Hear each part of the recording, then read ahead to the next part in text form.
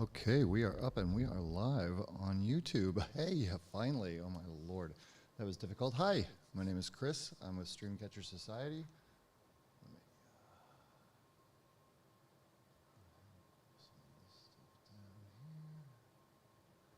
Okay, so we are live. We are starting out a little raw and a little rough, but that's okay. I am a one-man show right now. Unfortunately, my wife, my lovely wife, Stream Queen, who I love her, bless her, is a little under the weather from post-COVID crap.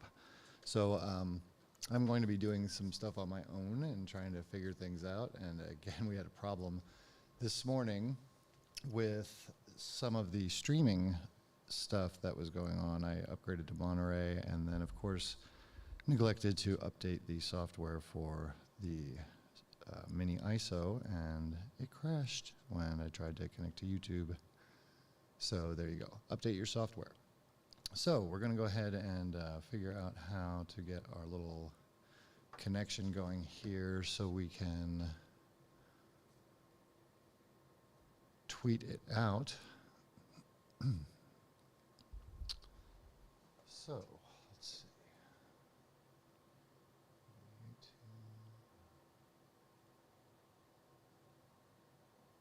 Update YouTube. Great. It wants me to update YouTube. That's perfect. Okay, so I'm going to go to screens. I'm going to disconnect from this one. I'm going to connect to my studio Mac. And then we're going to grab the stream here. So we can, let's see. Bear with me, we are doing this stuff on the fly, learning it as we go to a degree. I do know how to live stream, I just have not done it in many years, so everything is different. And we are in live chat right now, so I'm going to, where is my link? Let's go ahead and see what I can do about getting a link. Public, excellent connection, stream settings, there we go. So I'm going to copy the stream URL, and let's go ahead and go down and grab us some Twitter. And that way I can paste it out and look at it. Oh, come on now. Paste it out and look at it on any device I want. Okay. We are finally live.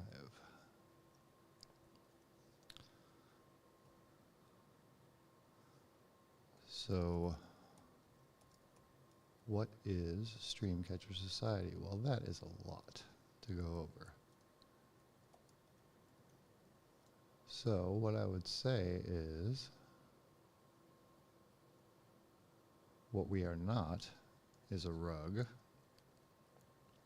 We are not a JPEG project where we just want to sell you images as kind of investments in the hopes that you will join our club or community or whatever. I have a long background in history in the computer graphics field, and I want to bring a more professional group of people together, a large group, to do really great things together, to build properties, to build artistic things that people connect with, stories. You know, I look at Pixar. I always say this in the Twitter spaces as an example, that, you know, to me, that yes, they make movies, people that love to make films, that's what their passion is. But Pixar as a business isn't just about films, it's about the properties, it's about the things that they make from the films, the theme park attractions, the clothing, everything, all the brands and merchandise and everything. So when I look at art, I think, well, how do I want my art to be seen around the world? What do I want my art to represent? Do I want it just hanging on a wall? Do I want it to be a metaverse experience? All of these things are different ways that you can express your artistic output and creativity, but sometimes you need help, you need more people to work on bigger projects. That's definitely something that I miss, is working with a larger team of people doing bigger things. So I've been in West Virginia for quite a bit, but I started my real professional career in 1995 in San Francisco. So hold on just one second.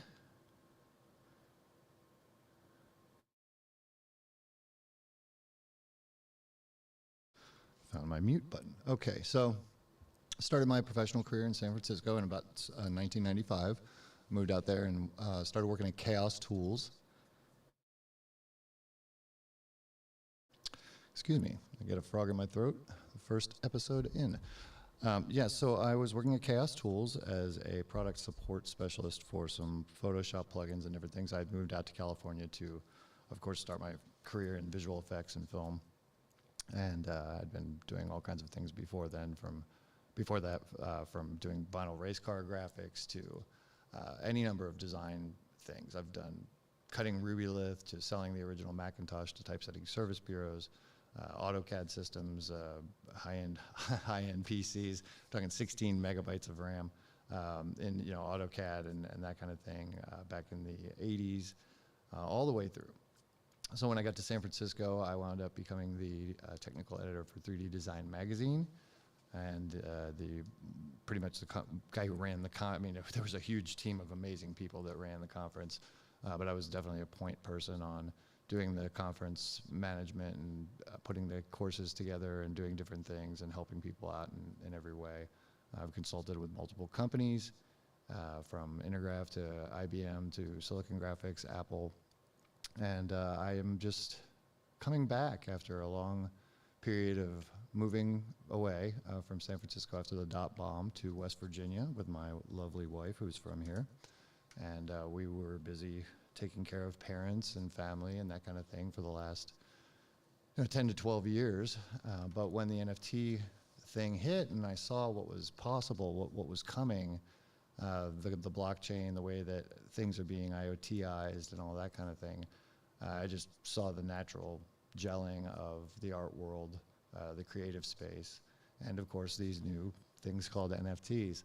So in the year at least that I've been in the Twitter spaces, co-hosting, working with other people, talking to them, trying to build relationships, I've found that there's a lot of foundational things that need to be addressed, that need to be helped.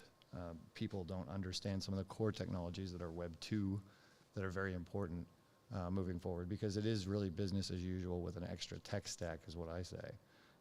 So basically we're just gonna, today, I'm not gonna go over my whole history or talk about everything in the world. We've got some great things going on.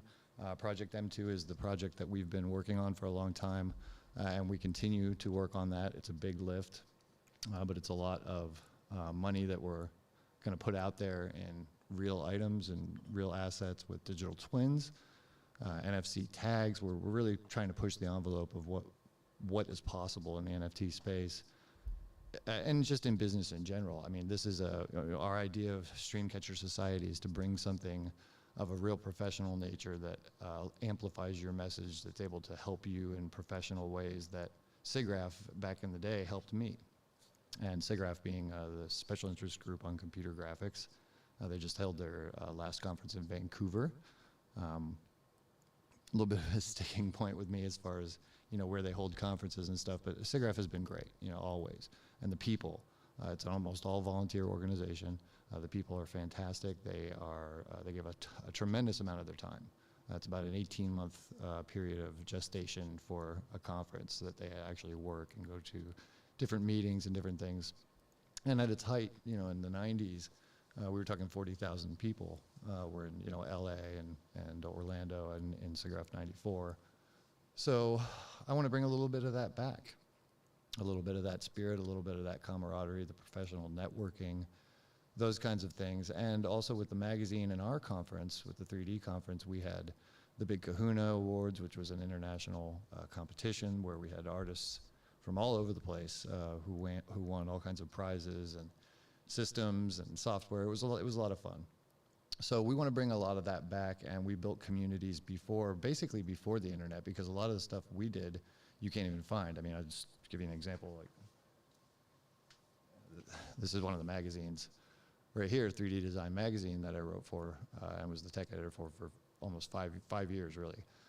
So you know, when you have that kind of experience and you've dealt with all the companies and the press releases and the incubators and the VCs and everything that you deal with, you get a really good handle on not only the technology but the business and who's for real and who's not. And there's a lot to weed through in the Web3 space. So I think today, you know, we're just going to kind of talk about a few things. I'm going to try to maybe hook up with somebody who might be around, and I don't know what's going on. So let's go over, let's check out the Twitter feed here for a minute. Let's go ahead and broadcast my screen to the studio.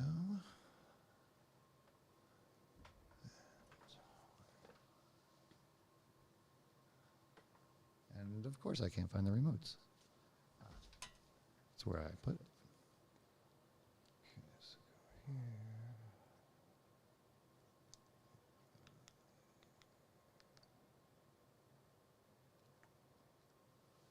There we go. Okay. So let's see. These are my privates. My privates. Don't show my privates. Because my private messages. Okay. So we have. Yes, we have that. I'm going to go ahead and go here and check my link and make sure it's running properly. So.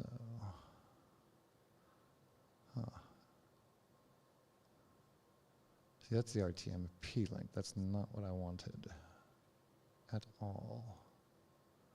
Wonder what it does. One of the things that I know for sure is that learning everything in the tech space is impossible. So that is not helping me. That is not the stream I want. So hold on just 1 second. Go back to my screens.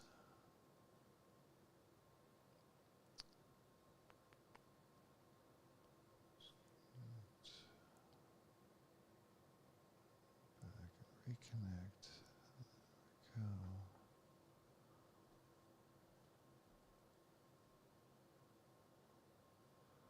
So okay. Select display.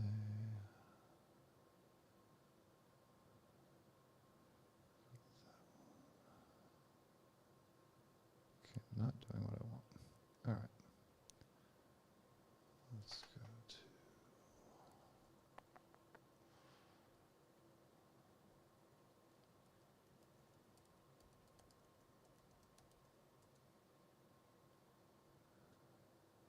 There we go. Now it's connected to AirPlay, and now we're getting the infinite screen. Okay, good. But now I can share this link, thank God. And I'll just share it to Twitter too. Copy it. Oh, see, that's not what I want. That's why I copied it. All right. So then go up. Here is a real link. Jeez. Okay. One of those days, I'll tell you. Send now. I got Twitter Blue. I'm checking that out. I'm going to go ahead and delete that one because it was stupid. And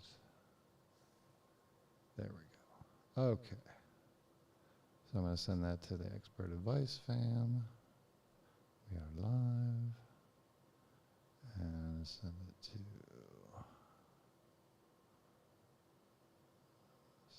the Fields group. All right.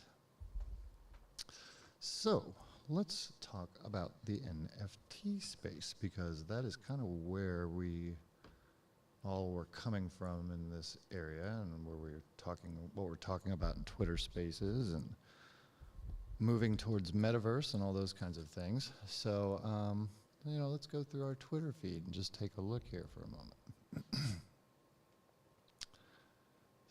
And what's Doug saying to me here? Doug. Technical difficulties, of course. Yes, I know, Doug. We're up. Need to read your YouTube comments too. Oh my lord, I know. It's out of control.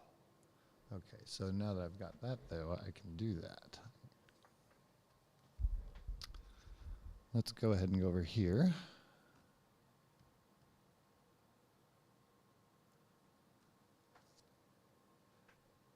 And if I go ahead and actually I can do probably just do it here, right? So there. Open that in YouTube. Stupid. Okay. And oh, there we go. There's my live chat.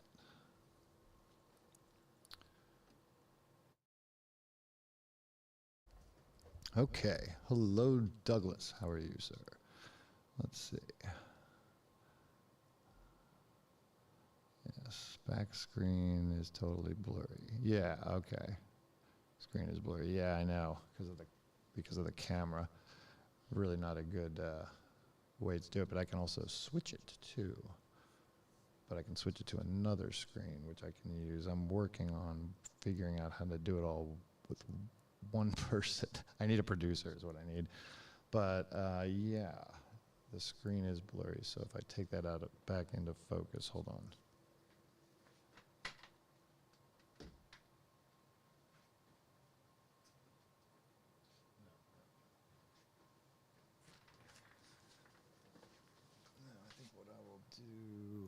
I think what I will do instead of that is I will hook up my iPad.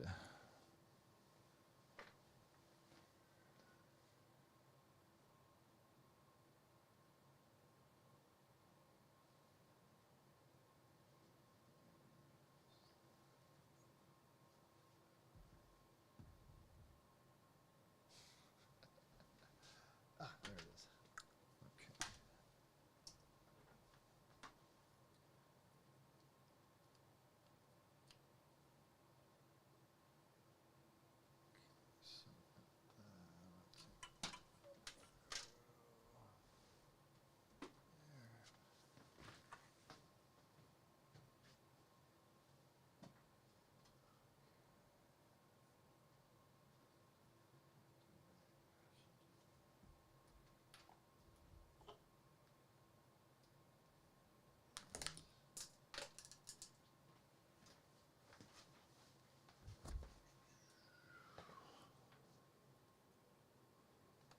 Okay.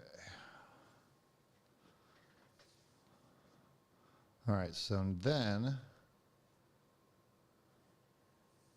take it to 5. And then there we go. I have my iPad up.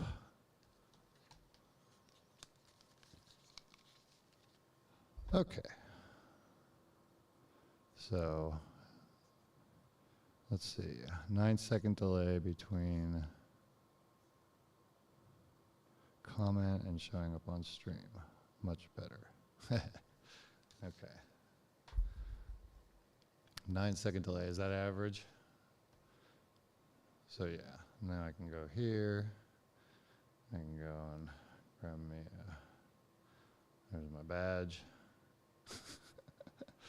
There's Prince Charles's cat, or King Charles, excuse me. All these things. Yeah, so there's a little art I'm working on.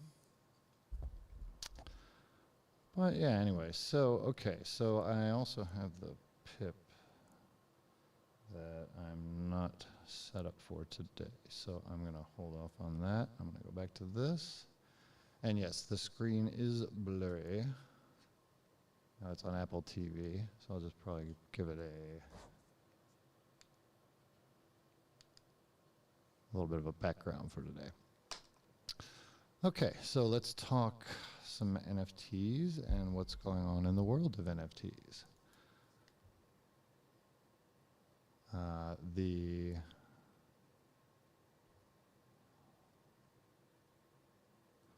Okay, so the world of NFTs, yeah, they were talking about how it is 95% down in value and all that kind of thing, and God, the articles that you read, the people who write them, to call them journalists is a stretch.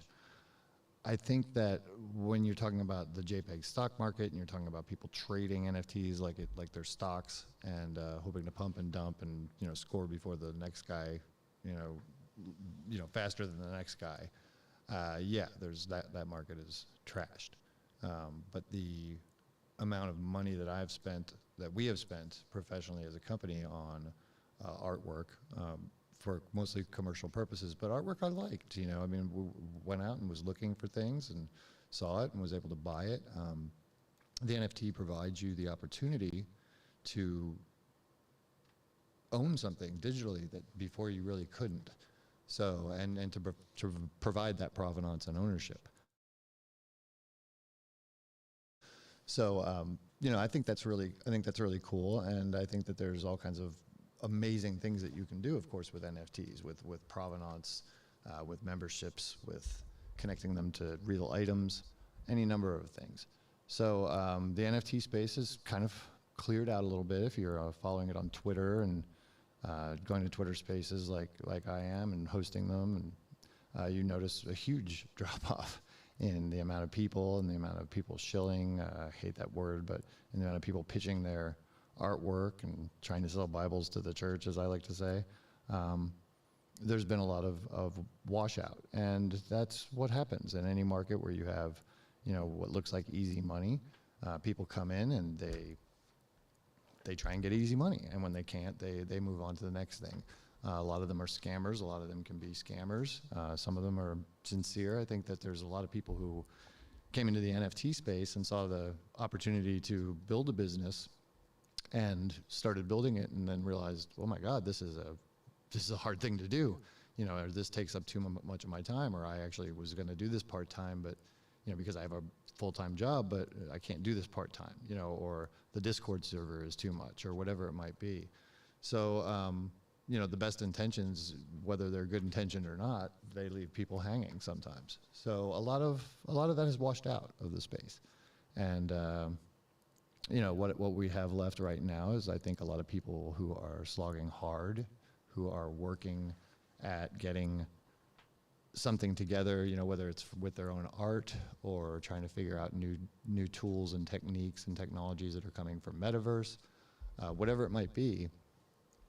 A lot of people who are left here are realizing that, the NFT space is not a bunch of Bored Apes. It's not a bunch of JPEGs. It's far more than that. And we know that, and I think a lot of people who are left in the space do. So I'm going to go ahead and just take a look. Let's take a look real quick at the feed and see what's up. Okay, so we've got, these are kind of nice. I like these 3D renders. They're simple, but, like the depth of field and the flowing lines and everything. That could have been Blender or Cinema 4D, but it's pretty in its simplicity. That's raw and rendered. Hey, look at there. There's Doug right there. Poker now.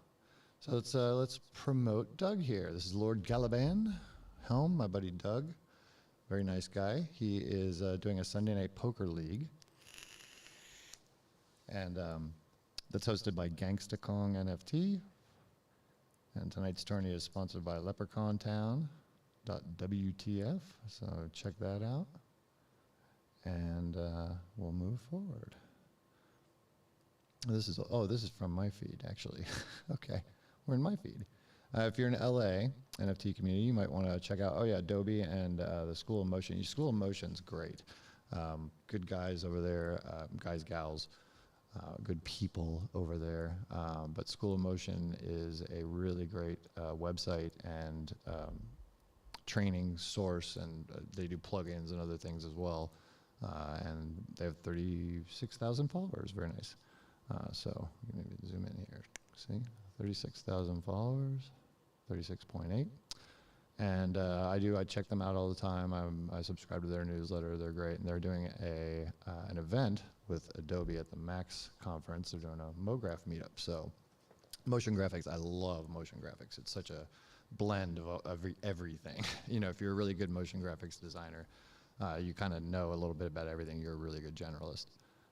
Hey, don't take shitty advice from from weird people. Okay, so, that's kind of a cool rendering, a little caricature of, is that Mozart? It says gravity, I don't know, it could be Mozart. And there's our buddies, the Feels Collective. Shout out to the Feels.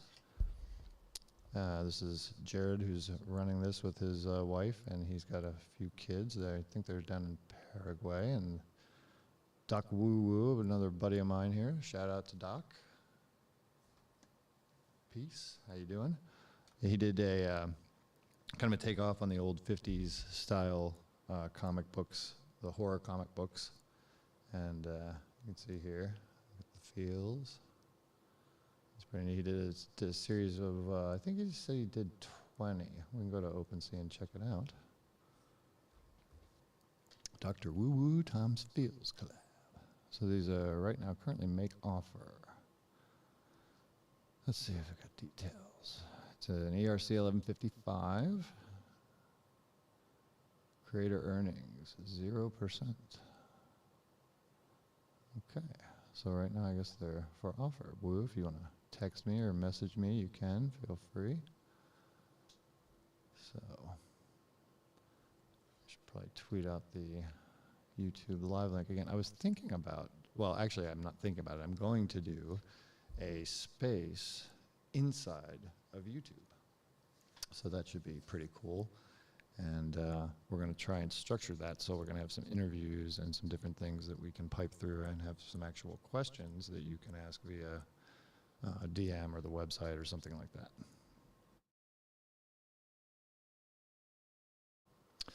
So, okay, let's see. Let's go back to the main feed here. 2 days of holiday deals. Okay. And there's Bud. Bud is looking for opportunity in the NFT space. And there's nothing, one of the things that I don't want to the whole NFT space as far as it's not all the, JPEG stock market. I think that there's definitely an interesting factor of collectibles. I need to switch this back. An interesting factor of collectibles, and some people believe that the time that the thing is based, when it's stamped to the blockchain, may very well increase its value. There are other collections of things we're looking at right now. Bud's little chart here, Nike, Artifact, CloneX, Takashi, Murakami, so he's got some interesting things going on here. And he is trying to work with some people and make a little money, which is always a good thing to try to do. So yeah, the Feels Collective, they are, shout out to the Feels, they are a group that is using story and AI art to tell stories, and they're building a movie, a short film that they're going to be putting out to the film festival circuits and that kind of thing. So it'll be very interesting to see how well that's received and what the general consensus on the whole AI art thing is. I'm an I'm an AI artist too. No, I'm not. I'm an artist that uses AI as a tool, and I have found it tremendous. I can't even describe how tremendous it is. It's amazing what it can do. But I'm using Midjourney, Stable Diffusion, DALL-E 2, Dream Studio. I'm doing in-painting with a local version of Stable Diffusion, and I'm working on getting a 3090 as soon as possible, because you can do Dream Booth with Stable Diffusion, which means you can actually make Stable Diffusion stable, which is very cool.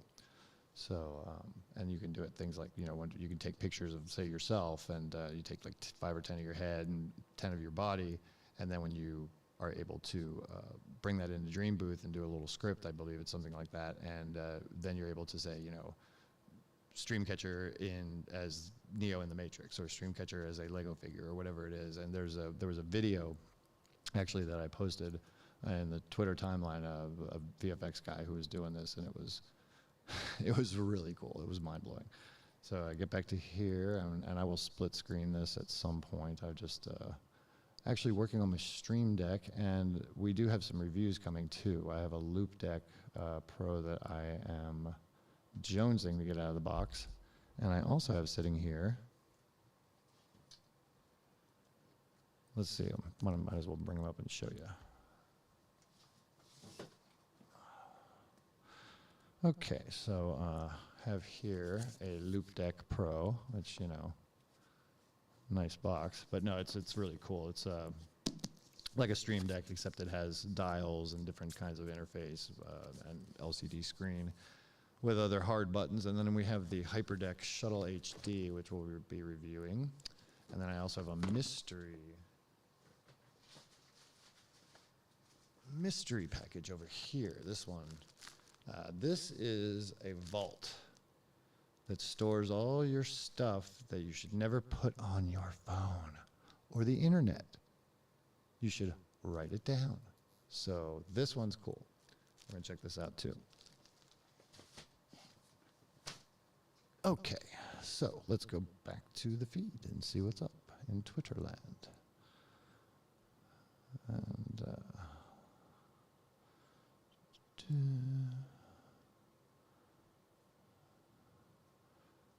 Killer Cat Bingo Club. Wonderful things are happening. What's going on, Killer Cat Bingo Club? Minting live. Faster payouts coming soon. KCBC is now announcing faster payouts. That's Killer Cat Bingo Club. Faster payouts, crypto winner every 15 minutes, faster reveal, faster donations to charity. Only 45 Matic to mint. Well, okay. So 45 Matic, that's polygons, so we could go, oops. Let's go ahead and take a look at what the prices of Matic are. Let's go to coin market cap. All right. What do we got here? We got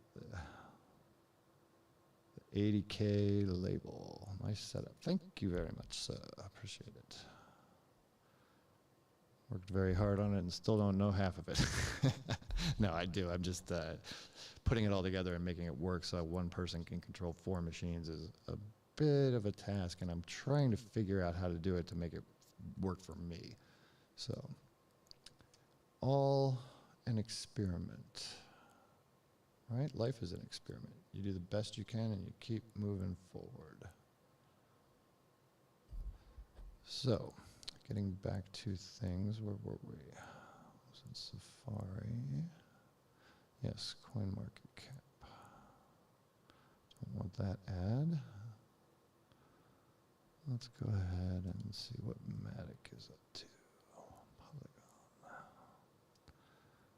Polygon. All right. Ooh. What is that? Is that a one-day chart? Wow. Okay. Sorry, Polygon people. 0.79. Okay, so 45 Matic is going to be, 80 cents. About what, 40 bucks, something like that. So not too bad. So we'll go back to Twitter. So that wasn't too bad of a price. Yeah, and pricing NFTs, what you price your art at, all these questions. We've gone through so many things inside of the Twitter spaces, many different spaces. Shout out to Mish and Jody at the VEC Center, and Cristiano and my crew over at the Pirate Crew at Expert Advice, WTF, live every night at 8 p.m. Eastern. Jody and Mish are part of the VE Center, that's CENTRE.com, because they're British, but they're very nice. We won't hold it against them. So they do their space at 5 p.m. Every evening Eastern time. So Greenwich Mean Time, that's 10 p.m. And who else do we have? We have tons of people that I would like to say hello to, but it's just the first episode, people. So just, calm down. We're trying to figure this out. What are we doing? We're going to teach people. We're going to help people. We're going to give people advice. We're going to have interviews on the show. We're going to have a little bit of fun. But right now, I'm just getting to know people on a video stream as compared to an audio stream, which I've been doing Twitter Spaces and hosting and co-hosting for over a year now, I believe.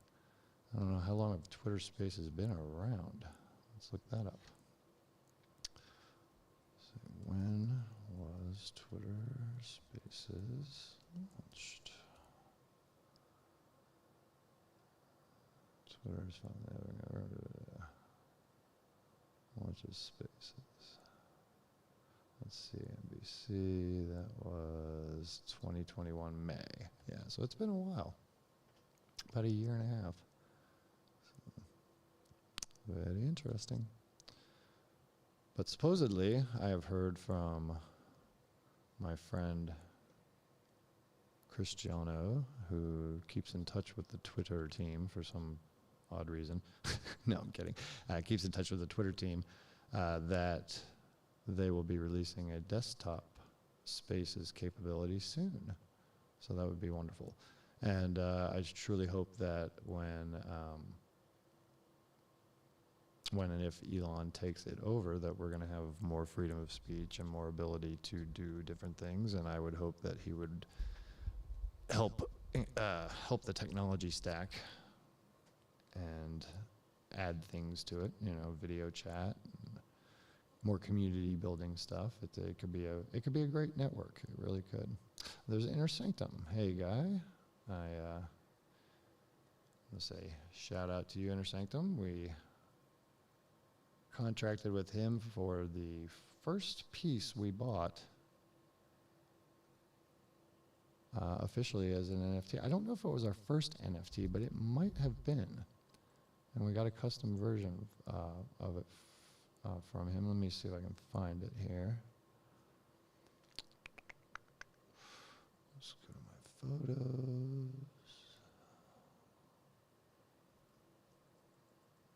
All photos. Oh, there's my albums. Okay. Let's see. NFTs. And we bought quite a few NFTs. So, and that is going to be, there we go. So this is the piece that we purchased from Inner Sanctum, and I really liked it. It was when I first started hearing about AI art, and this was, you know, probably a good year ago that we did this. And you can even see from Inner Sanctum's work, of course, that, you know, the AI art has progressed tremendously from where it was even just a year ago, of course. And so that's great. So shout out to Inner Sanctum here. First illustrated, look at this, first AI illustrated comic book. Very interesting. We're talking about, you know, stable diffusion. I always say it's funny. I think the person who named that was tongue-in-cheek, because it's anything but stable. You can never get, you know, the same image twice. But with the Dream Booth technology and the way that, you know, they're of course improving it to get stability and consistency throughout your imagery, becomes more easy to do. Becomes easier to do. So yeah, this is interesting.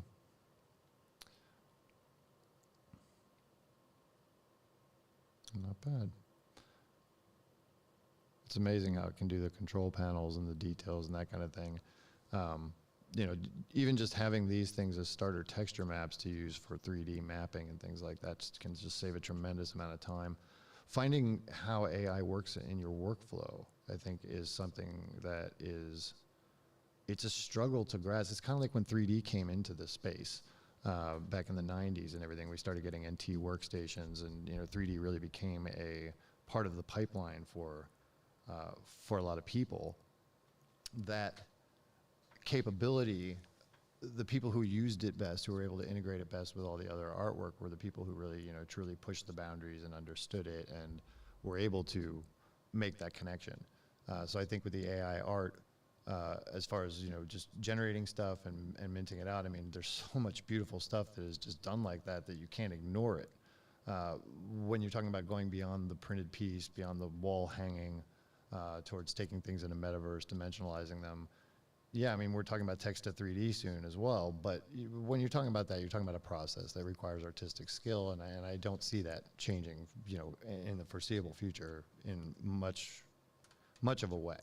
And I see that AI art becoming, a lot of people will settle for it, artists, art directors, whatever, will say, oh yeah, that's good enough, and in a lot of cases it will be. But I think that when you go beyond that, when you go beyond, I need an image, to I need something created, that's where the artist is still going to reign supreme. So, okay, so let's go back here. Let's real quick check this out. We have desks from Amazon. Bought desks, built desks.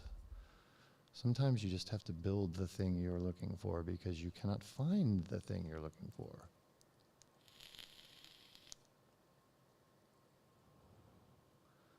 Okay, somebody's shooting a bird. Hope I don't get porn in my feed here. Sometimes I do, unfortunately. So, yeah, the bear market. Boy, that hit everybody hard. I know that I have lost some. We did not have all of our investments by far in crypto. And a lot of people out there did. A lot of people out there put their, entire nest egg into certain things, and Voyager or Luna or whatever it might have been. And it's just, it's one of those things I find so terrible about when you involve yourself in the stock market or anything like that. There are so many factors that are outside of your control. And in the crypto space, you've got the, like when you're in stocks, you have the ability to take a stock and buy a bunch of it and manipulate the market, but it's transactional. It goes through processes. It takes time. Even, in stock trading, it still takes some time. You can move $1 billion in and out of Ethereum in a matter of seconds. So, there are people with big wallets that are moving markets, that are taking profits, that are doing things, that are manipulating this space tremendously. And that's not a good thing for business. I mean, if you're trying to run your business on Ethereum, and, you have 50 and 60% swings in value, that's not something that's sustainable. So, we look back, we've always looked to the Web 2 technologies to, get a website, get the things that you need to get, know your customers. Anonymity is mostly an illusion at this point. The entire system is built, against it, and it's becoming more so every day. So when you deal with people, you deal with them how you would expect them to deal with any other company that is providing a good or service to them that they want to stay in touch with, whether it's Apple or anybody else. You're a company. You need to act like a company, act like a business, treat it professionally. And, if you're a little degen or whatever and you have that party attitude, that's fine, but you still have to treat your business professionally. So I think that that's an important thing that a lot of younger people need to understand is, same thing with art. I was talking to my VFX friend and he was saying, there are rules. And I was like, I know there are rules, and you can break them. The whole point is that if you know them, you can bend them and or break them, a la the Matrix. But you must know them first. So knowing rules, knowing what existed before Web3, what decentralized truly means, how you build yourself up as an artist, how you build yourself up as a creator, how you build yourself up as an influencer, as a business person, how you do it on a small scale, be successful, and be content with that. Don't try to take over the world. Don't try to own a space. You can have your piece. And that's one of the cool things about, when I think of Web3 and decentralization, the first thing that comes to my mind is the way that the social networks and the ubiquity of the internet have spread it out, connected the earth and people in a way that, now we're hearing about artists from all over the planet. We're able to connect with them, collaborate with them. And as the internet, of course, increases in speed and capacity and moves towards the 3D environments and those kinds of things, creators, I still believe, are going to have a tremendous place in that space, all the AI art and stuff aside. So we're working towards building not only a professional organization that can help support and amplify those people, but pay them, learn to earn, build and work with us and incubate projects that we can all work together on, that we can be an alt Pixar, But we can also be an alt SIGGRAPH. We can get to have a conference and get together. And when you're 5,000+ or more strong, you can go to Adobe and you can go to the companies and you can say, hey, we would like this. And they talk to you. So we want to have the power of that magazine again. You know, when we were, 3D Design Magazine was 50,000 subscribers. We had a pass-through rate of about 4 to 5x, which meant, you know, I was being read by about 200,000 people a month, sometimes more. And you know, we had a conference and we had this big Kahuna Awards, and when you have this kind of stuff and you prove that you're, you know, when you're doing something like that, yes, you're in it for the money. You're making money. It's a profitable business. We were owned by, you know, CMP Media, a very large media conglomerate. But the people that are doing it on the ground need to care. They need to care about what they're doing. They need to care about who they're serving and why they're there. And if they don't, it shows very easily. And I think a lot of people going to some of the NFT conferences lately can probably attest to that. So let's go ahead and go back here and take a look at what's going on. Go back to the feed. So yeah, let's talk about where we are as StreamCatcher. I am currently working with a small team. My wife, Stream Queen, is the CEO and the CFO. And I am the chief creative architect, as I like to say. We have a couple of experts on staff working with us for our project M2, and we are working on expanding our remote workforce and the people that we're going to be building the core of StreamCatcher Society with. But in the meantime of doing that, we're getting online, getting on air, getting people to know us and see us, see what we're about. Not everybody's gonna like me. I don't like everybody. That's the way it is. We're finding our tribe. So if you're into what we're into and you want great advice and camaraderie and places to hang, and you know, that's the other thing too, is that we don't want to promise you something that falls short. So we, for example, have been looking for a while on how to build a community tool, application, SaaS, whatever it is, based on a website, you know, however it might work, that basically is like a Discord and a Twitter and a, you know, all these things wrapped into one, and of course it doesn't exist. So the solutions we're moving towards going forward are going to be a little bit more customized, kind of like the Adobe, kind of like how Adobe treats its Creative Suite app on its phone, on the phone version, on mobile, on desktop, how it syncs, how you're able to, they're actually building community into it. So that's definitely something I want to explore, because what we're trying to build is something that is not only easy access, but it's something you want to have accessible to you at all times, because it's going to become that valuable. So we're working towards that, but as we're working towards that, what we need to do is, you know, launch a project, because again, Shark Tank with no guest screener, right? So I've got an idea for a startup. I want money from you, but thankfully, we're able to bring you a project that is going to be about $1 million in costs as a lift. It's big. It's got real world assets, 5,000 digital twins, unique digital twins.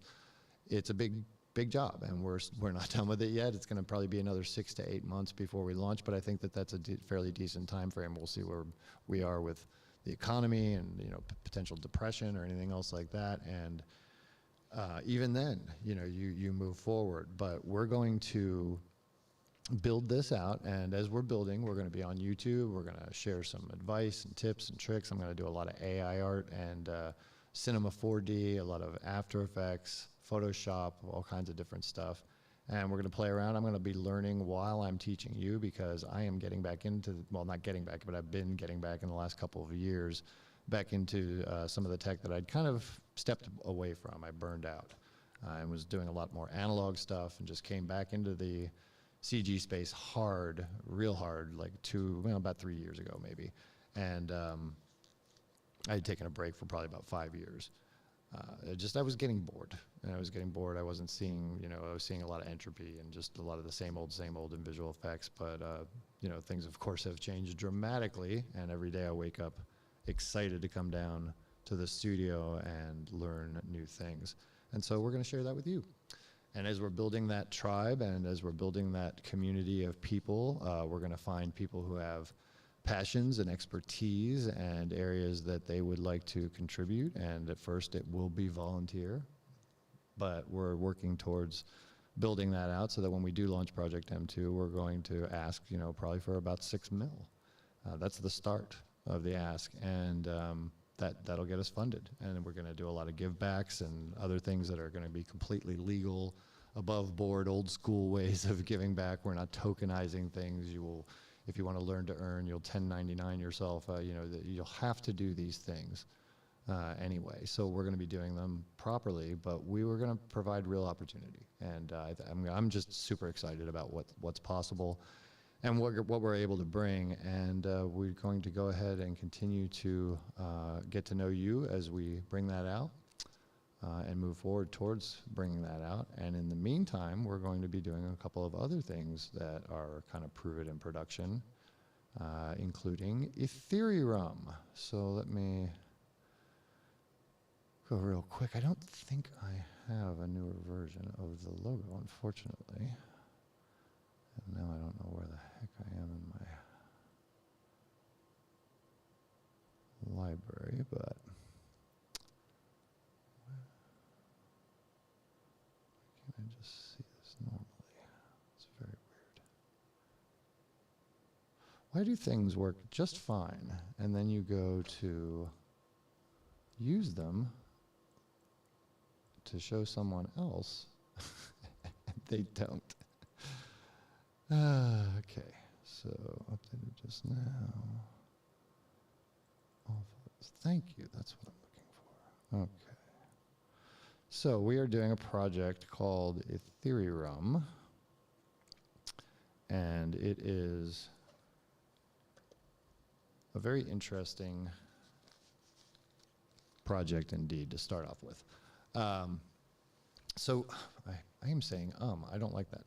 So Cristiano Covino is I consider him a friend now, a friend of mine, and he is out in LA and he was a Vine star back in the early 10s and before Vine got killed and all that. And he had some things going on, but he got out of the thing and came back in with the NFTs, and he's just a really good guy, very dynamic, awake, understands, gets what's going on. And we've been kind of hanging out in the Expert Advice show every night for the past 134 days or something. And we came up with this idea kind of together of Ethereum, and people just loved it. So I made up the logo here, as you can see. And we're going to be doing cards, special art cards that are, I'm photoshopping these bottles that I'm creating in AI. And making art cards out of them, and they're going to be turned into NFTs that you will be able to bargain for your bottle, because each bottle will contain some Ethereum in it. So when you bargain for your bottle, you can come on the show live, and we will make an offer for your bottle, and when if you accept that offer, that becomes the new floor price. And then we'll have another burn mechanism where you can get a KYC yourself and get a physical card, and that will be a physical art card that is slabbed and graded with an NFC tag, and you will also be able to get a bottle of Ethereum, an actual bottle of rum that we're going to get made. So the project, the way it works, the way it gamifies and scales, is very interesting. It's going to be quite unique. The way that the burn mechanisms work, makes it very deflationary. So I'm pretty excited about it. It's one of those things where you've got to try. You have to give things a try and see what works and see what doesn't. But I believe that we have a solid team. We've got a great group of people that are going to help promote it. And Cristiano is working on some smart contract stuff right now, and I'm doing artwork and design and doing some website merch stuff. And we're going to put it together, and it's a real business. We're going to LLC it separately, because this is the way you do it, and we're going to teach you how to do it as well when you buy into our NFTs that will be coming from Bouncing Skull, when you buy into our project eventually with Project M2. I'm probably showing too much here. When you do that, you're going to be in the society, and in one way or the other, and you will be able to access all kinds of different perks and benefits as we continue to build them out, including deep dive courses. One of the things that I know that I am not good at is lots of stuff. So I'm good at lots of things, but I'm also not good at other lots of things. The other lots of things I'm not good at is things like remote workforce management. You know, that is one thing I've never done. You know, when I was managing workforces or art directing or doing any of the things I was doing it face to face. So when you have something that you're not good at and that you have no idea how to do, over there, and you have no idea how to do, the internet and looking things up and that kind of thing only goes so far. Oh, that's the GoPro. Only goes so far. So I want to learn about managing remote computer graphics workforces, what software they use, how they communicate in real time, what the expectations are of communication, translations, anything that goes on when you're dealing with people on a global scale, paying them, you know, all of these things. I'm hiring somebody who knows really well how to do it, who's a visual effects supervisor, who is part of movies that I could name that you would go, wow, and come in to do a deep dive. You know, so how do we do deep dives? What is a deep dive? To us, it's about a 9-week semester of training from a school, compressed down into about 8 hours. You know, so you have 2 4-hour sessions. But what you're doing is, you know, you're getting the recording, you're getting the transcript, you're getting a bunch of information with links. And even though it may go fast, it's not intended for you to learn everything all at once right there. And one thing we have learned, and I have learned for sure, is that people have far more retention than they think they do. So what they wind up getting and understanding after the fact is actually more than they think they got. But anyway, so doing the deep dives and offering those as part of, you know, you can pay for them, or, you know, if you're a member, you have reduced rate or potentially free, depending on your membership level. Those are the kind of things that I need to learn, and I go to the best. You have to go to the best people. You have to go to the best folks in the industry that you want to emulate and mimic. And right now, remote workforce management is one area where I am sadly woefully underinformed. So we're going to do that. We're going to start with things like that. And just get the best of the best, you know, because it costs money. I mean, that's the thing. Money makes the world go round, unfortunately. I wish it was all, you know, happy, fun, utopia land, but money makes the world go round, and we want to be able to, you know, have a business that's sustainable enough with, you know, creating properties, creating characters, creating content, art, that is viable enough to keep a business going, and then also explore all these other areas as well. So we're gonna have a lot of fun. Anyway, so let's get back to looking at a little bit of the feed. I don't know. Let's see. I should be in my YouTube comments. That's right. That's why I need multiple screens here. He's like, damn, bro, thanks. What? Did you want that much echo in your voice? Oh, do I have a lot of echo in my voice? Okay. No, I do not want that much echo in my voice. Is that any better? Is that any better? I don't think it is. So I do have an audio issue I think I'm going to have to resolve.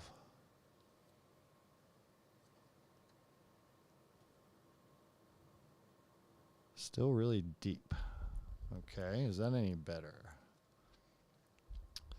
The SM7B.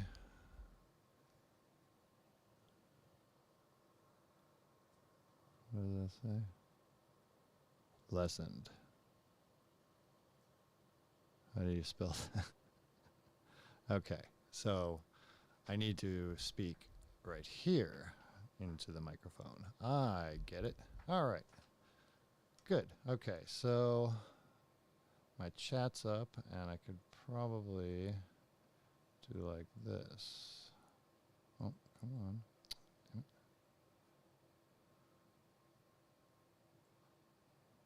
Yeah, definitely figuring out things before you go live is not always easy. So there, and I have a chat window, and so what I need to do probably is just move some of my computers around so that I can access them more easily. I've got the switching capability taken care of, and the Roadcaster is right underneath me as well. My Stream Deck is another thing I've got to do, and I've got to do the loop deck. So that was one of the things. I was waiting on a bunch of stuff, and I'm like, oh, I need to do that on camera, but you know, when do I start and what do I do? So, but controlling everything with one person is definitely one of the things that I am trying to figure out how to do better, because if I go here and I go over to here, and then I go to my screens, I can see my other machine, and then I can do things like, can I do things like that? I should be able to. Well, I'm trying to do my OBS.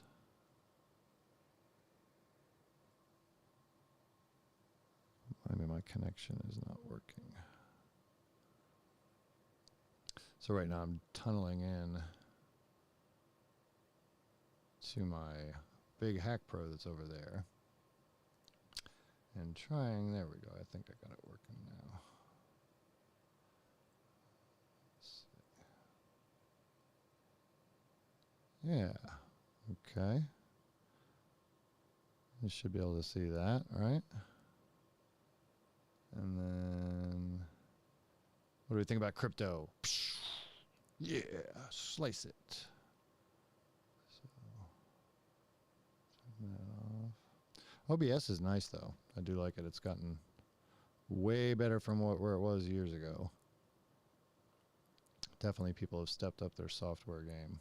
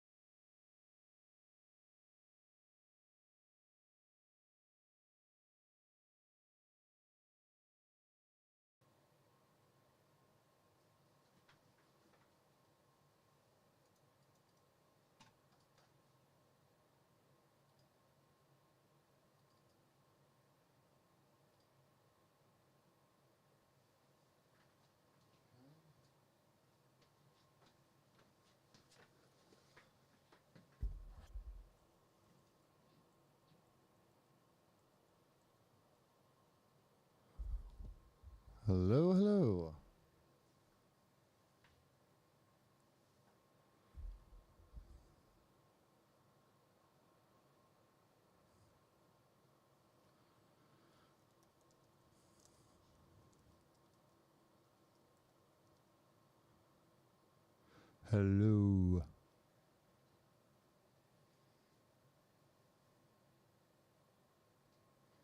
Well,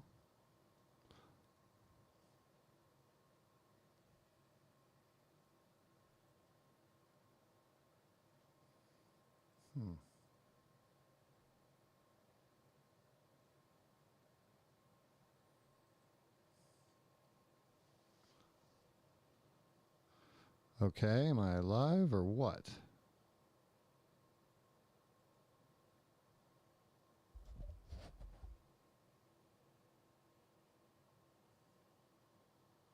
Why is it such a delay?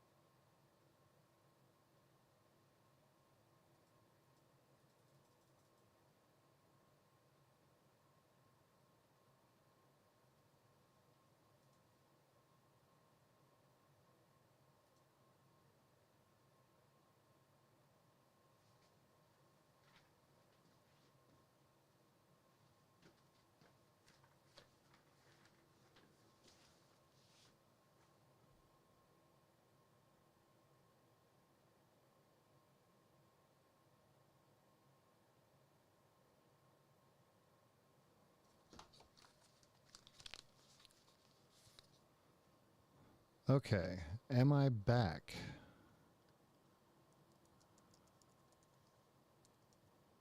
I have no idea if I have anybody watching or anything else. But I may have crashed OBS by using too large of a file. Media file. I should be using smaller ones. These are the things you find out, and you should try to find them all out beforehand, which I did, but obviously didn't do everything.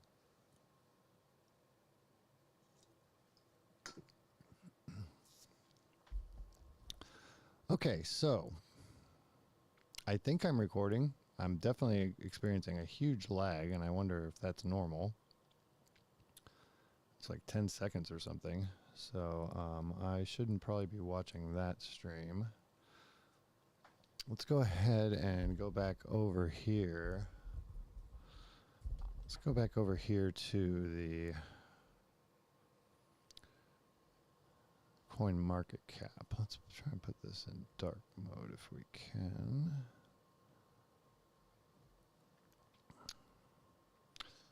Log me in.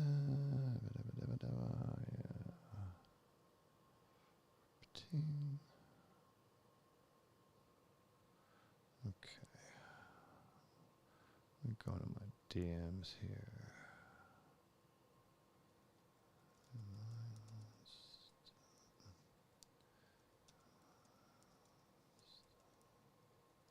Doing this with one person is definitely more difficult than it looks. Okay, so I want night mode. Thank you. Oh, so much better. Okay. So let's go ahead and cryptocurrencies by market cap. Let's take a look here.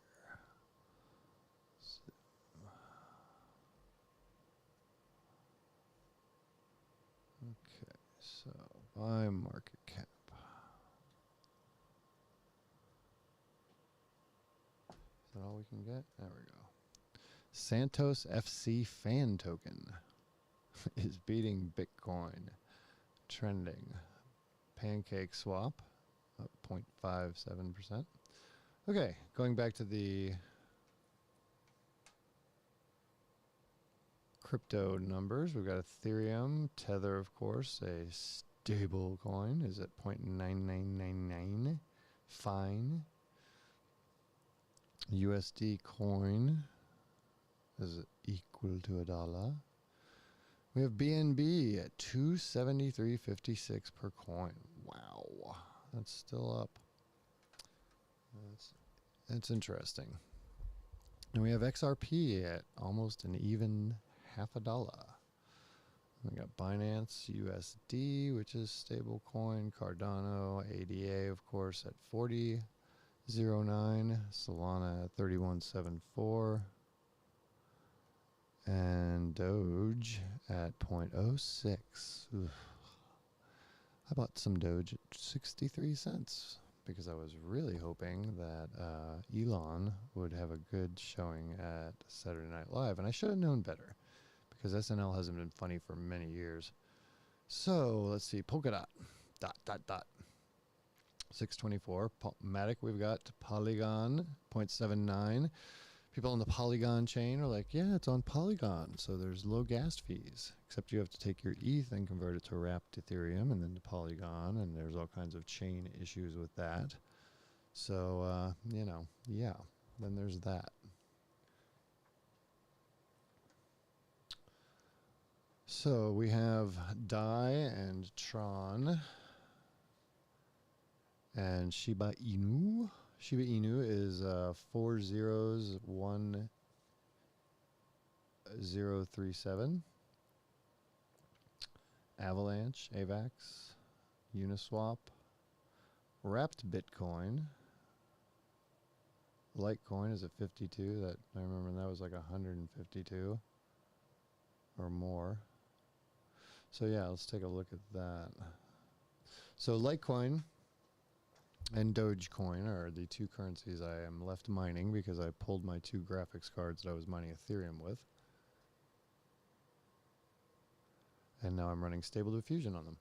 Okay, so let's do the 1 year.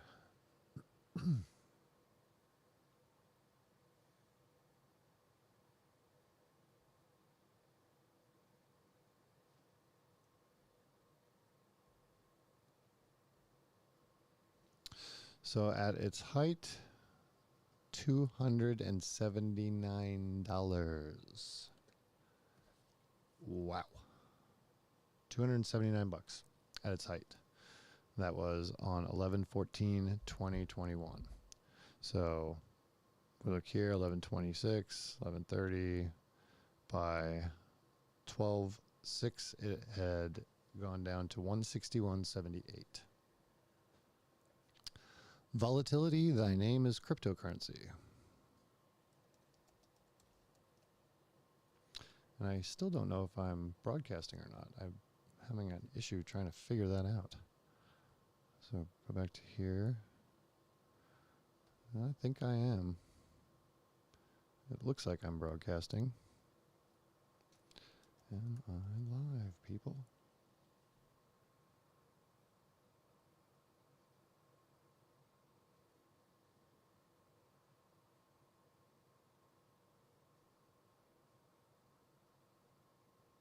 What's up, core member? How you doing? I'd like to be able to increase the... That's live chat. Okay, I wish I could increase the resolution. There we go, that's a little bit better. Great, okay, good. All right, so yeah. Litecoin going from, what did we say?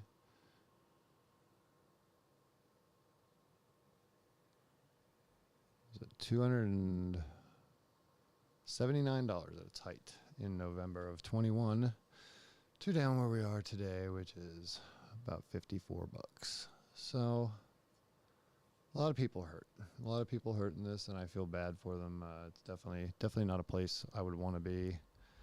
And for the most part, I'm not, because I didn't put all my eggs in the crypto basket.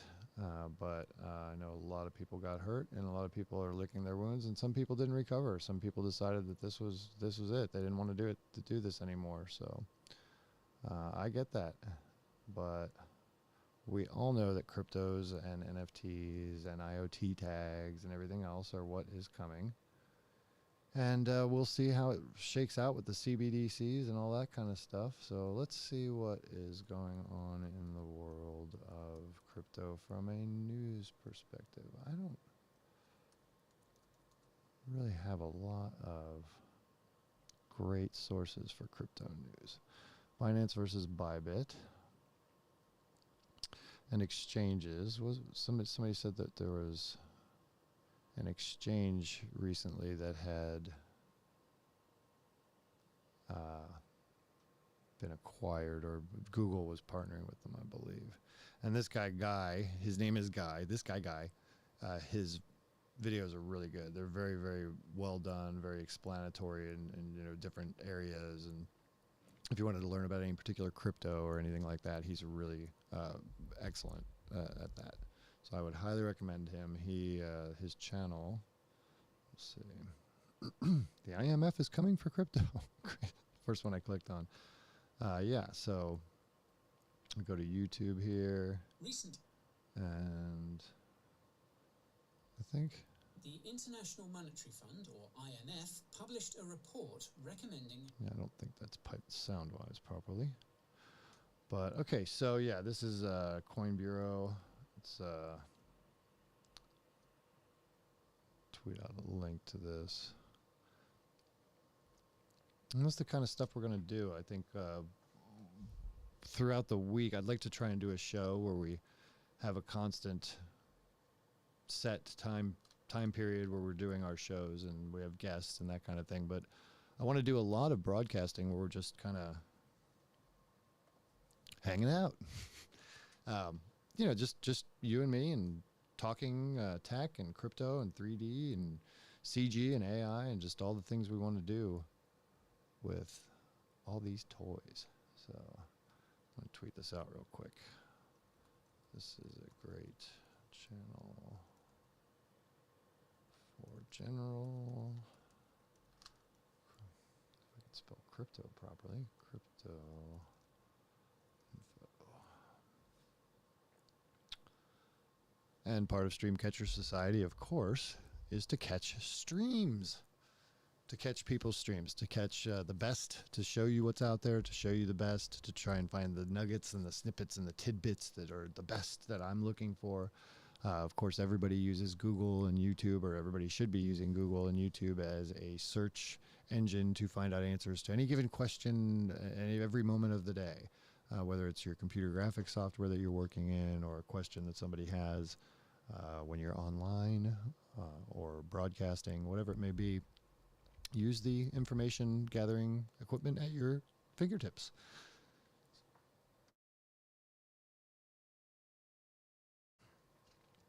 Okay, so let's see what else we've got going on here in the news today. What's going on in the news? What was that other? So many. I've got. One of the things that I am definitely working on is, not crypto.com. Working on getting a bunch of kind of wikis together, I guess is the best way to put it. I don't really like that necessarily that layout, but kind of pages that are good repositories for places that you can kind of bookmark and say, for this CG tool or for this thing, so one of them is going to be a news sites, but there aren't really great ones that I've found. Most of the writing is not that great. America's Oldest Bank, so there's Crypto News. There's CoinDesk, that's the one. Okay, CoinDesk is one that... And I do have the capability to split screen this so you can see me, but currently I do not have it hooked up because I was having to upgrade my software at the last minute before we started this thing. So the rise and fall of Bitcoin maximalism. Well, there's one of your problems right there. That word right there, maximalism. Lord. I don't know what it is about maybe the way I was raised or whatever. Maybe even it's not that, because my parents were never really great at money. Sorry, Mom. They were never really great at money, but hold on just a second.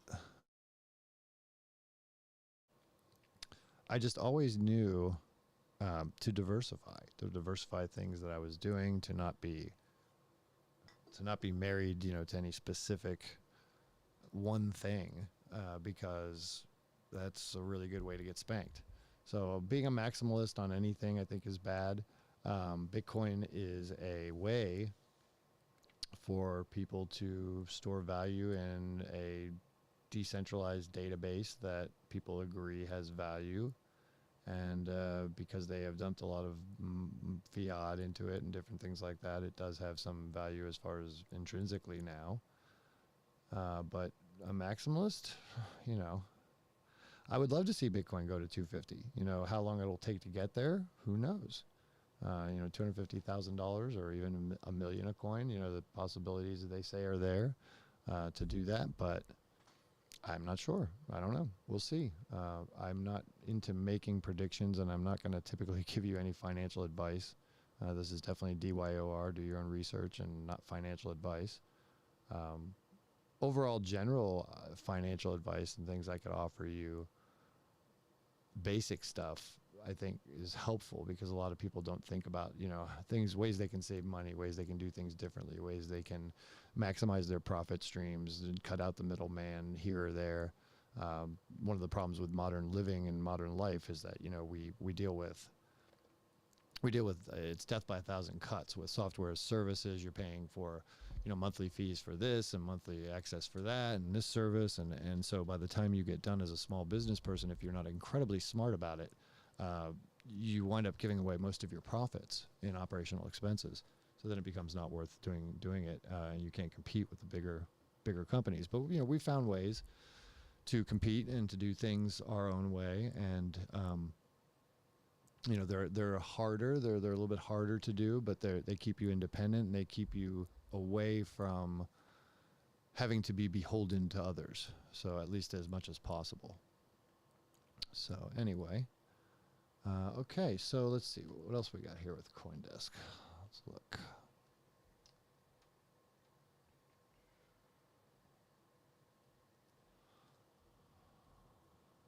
Okay, so SEC investigating Bored Ape creator Yuga Labs over unregistered offerings. Well, what do you know?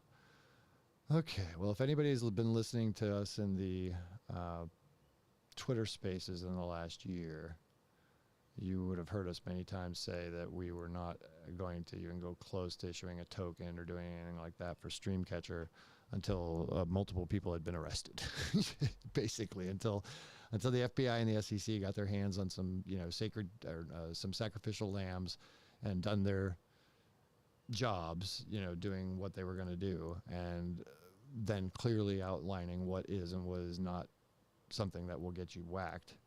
We weren't ever going to go there. And I think a lot of what Yuga Labs did was incredibly irresponsible. The way they offered full copyright and trademark to each owner of the Bored Ape, the whole Riders Rips thing, not to mention the controversial aspects of the symbolism and some of the similarities to other older bad things. I will just say all those different issues that they had initially, and then they did things with the ApeCoin launch that made me very, very seriously wonder if that wasn't on purpose, as far as the huge gas fees and all the other things that were done on the Ethereum chain to make that look bad, so their ApeCoin would look better. That is pure speculation, absolutely.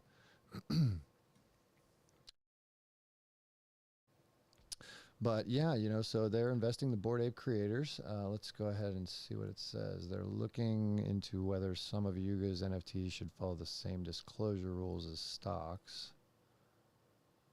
Well, duh. I mean, if you're buying an NFT with a promise that you're going to get returns on that NFT, I cannot see how that's much different than a stock certificate. So the SEC is probing Yuga Labs, the creator of the Bored Ape Yacht Club, over whether sales of its digital assets violate federal law. Whether some of Yuga's NFTs are closer to stocks and thus should follow the same disclosure rules. Okay, duh. The SEC is also looking into how ape coins were distributed to holders of Bored Ape Yacht Club and related NFTs. Now that's very interesting because, like I said, one of the things that I noticed immediately when they launched that was that the train wreck of a transaction that it was in macro almost seemed intentional. And, you know, it's kind of like that old Columbo, you know, go with your gut thing with a cop. If it smells like fish and, you know, it looks like fish, it's probably fish. So I was really seriously wondering, well, man, they're going to be releasing this coin and everything else. It didn't smell good. So there could be issues with that they're looking into. Excuse me. Okay, so let's see. They're looking into how ape coins were distributed to holders. It was falling almost 8% following the publication of Bloomberg's story. ApeCoin was, I'm sorry. Yuga Labs did not immediately respond to a request for comment. And this is a developing story and will be updated. Well, that's just nothing but a headline. Okay. And here we go again with clickbait, right? Okay, Web3 native social contextual revolution. Oh, what in the heck is this fresh hell? By social. Okay. Let's see. GameFi, a blockchain-based combination of gaming and finance, which I'm familiar with, arose as one of the biggest winners in the Web3 market. One of the greatest champions of the GameFi sector was the play to earn. I'm going to take my headphones off. Was the play to earn game Axie Infinity. Only 3 years after its initial funding, the game's AXS token, hold on just a second.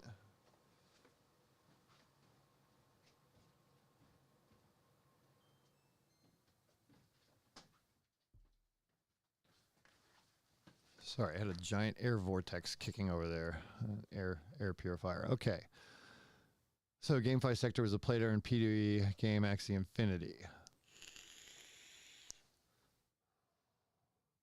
The game's AXS token skyrocketed to a total market cap of $43.2 billion and reached a daily revenue of over $17.5 million. So GameFi apps continue to be developed and enjoy. So, okay.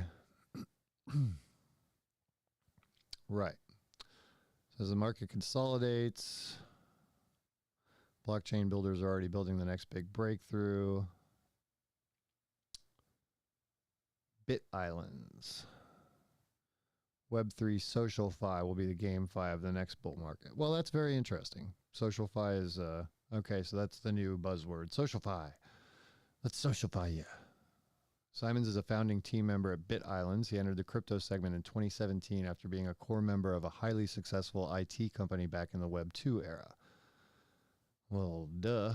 As a successful person, he is exceptionally low-key with little to no information found about him on social media. Okay.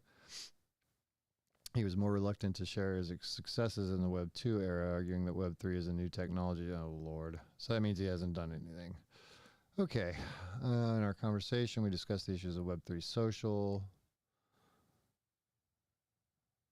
Okay. Yeah. So this is just an article. I'm basically like trying to, Web3ify Twitter or whatever. And that there's just, I love that. I think it's a great idea. Own your data. Let's make it all so that we can, make money off of our data and everything else. But, somebody's going to need to come along with some serious money and build that network, because it is, after all, just a network.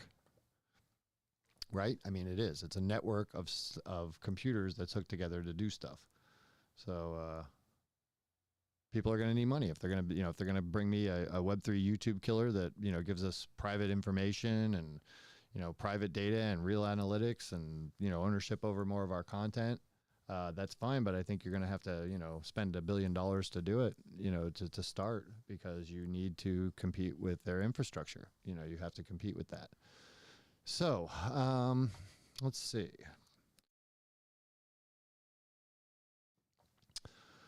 We've got...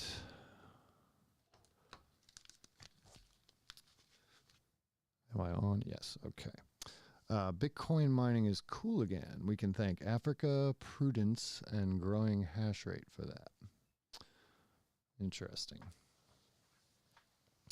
Elon Musk, Twitter, and the social media double bind. Double bind? Double bind. This is a video and sponsored by crypto.com. Let's see.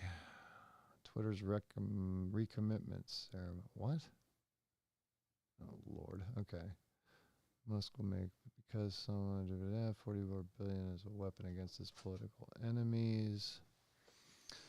Article is accepted from the node. And,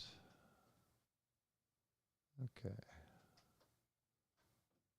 Owning the libs is a good thing or not? Oh, Lord.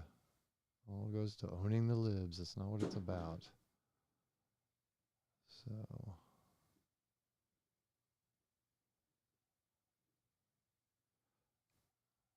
yeah, I don't know. Articles are getting so piss poor as far as the content. Actually, it's all just opinion, and this happened a while ago. Do you remember that? Yeah. Musk has decried censorship by Twitter. Oh, Lord. There are reasons to think Musk doesn't have a nuanced understanding of content moderation. Oh, shut up. Like you do, article writer. Okay. Twitter would launch a small team to create an open, decentralized standard for social media. Yeah, in 2019. How's that working out, Dorsey? You're gone. So, I don't know. There's, we need some new tech. Shake things up. Better blockchain. People are talking about Hedera and the hash graph. I have not looked into hash graph technology. I don't know how it differs from blockchain technology, but I'm assuming it's some kind of algorithmic compression or something that allows you to do more transactions per second. So, but again, consolidated. I think it's funny. I think it's really starting to shift a little bit, at least in the Twitter spaces that I have heard.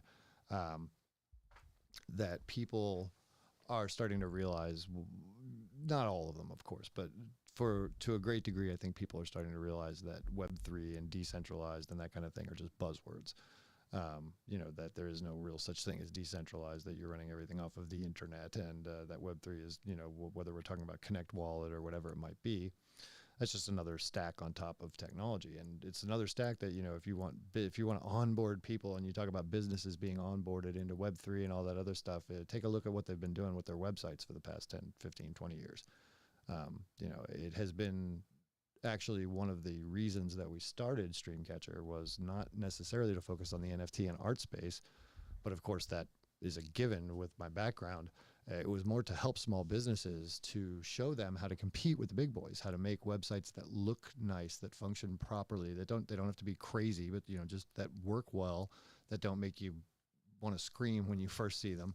How to work social media, how to do some viral things, how to actually become an influencer in your own, neighborhood or community or whatever it might be, using these tools, using YouTube and the web and social media and different things. And I don't care whether you're a plumber or an artist or whatever, people need that help. They need the help to be able to compete on a bigger level with with bigger businesses. So artists and NFT creators and people in this space are no different. So we're here to provide professional help, professional consulting. We are not a feel-good community of people that just want you to succeed based on saying you can do it. No, that's not what we're about. This is about working hard, and seeing 2 and 4 and 5 and 10-fold returns on your efforts for your money. So we are still hopefully live. I'm gonna say in the channel we are live, right? I don't even know currently if I have 2 people watching, it says. So started an hour ago. Thank you to the 2 people that are watching. You're the best. Appreciate you. And let's see what we've got. Oh, there it is. Google partners with Coinbase to accept crypto payments for cloud services. So that's a big one. Let's go ahead and go over here and open that in a new window. And we're going to go ahead and tweet that out.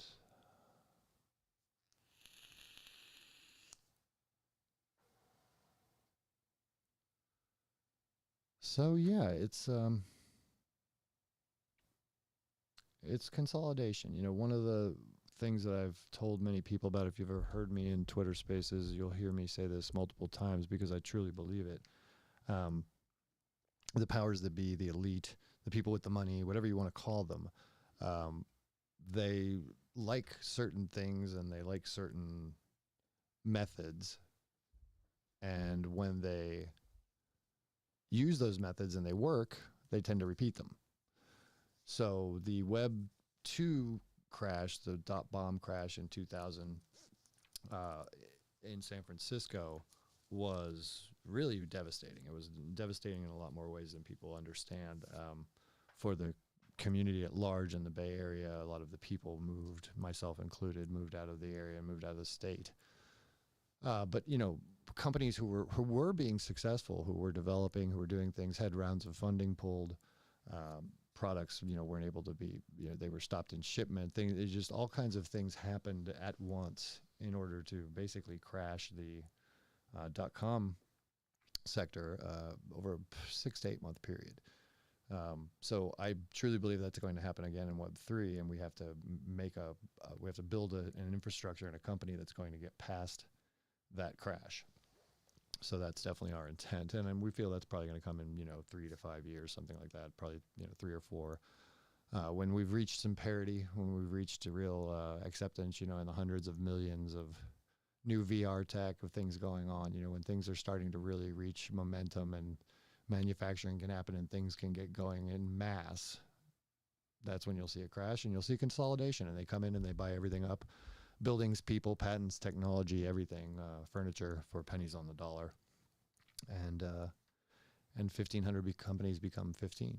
So that's the way it works, and we're hoping very much so, and we're working very hard to make sure that we are on the other side of that, independent and without being beholden to anyone. That is our goal. All right, let's get back to some news and read some things.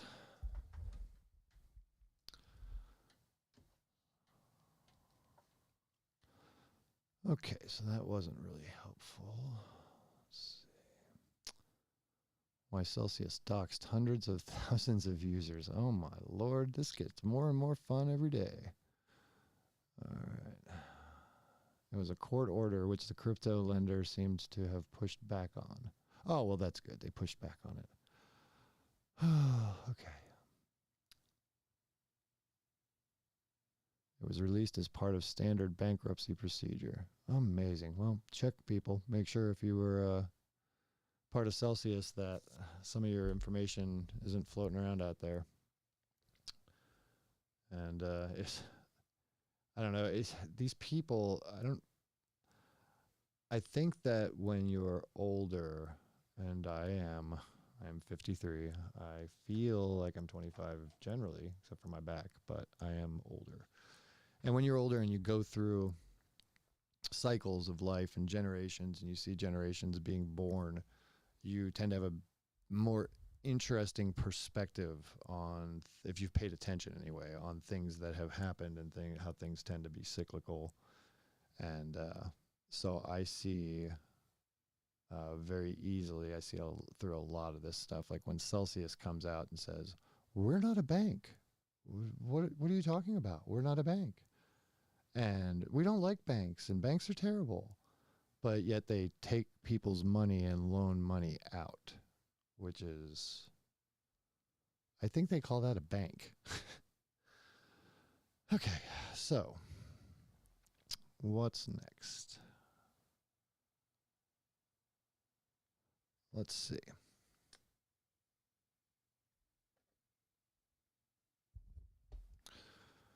We have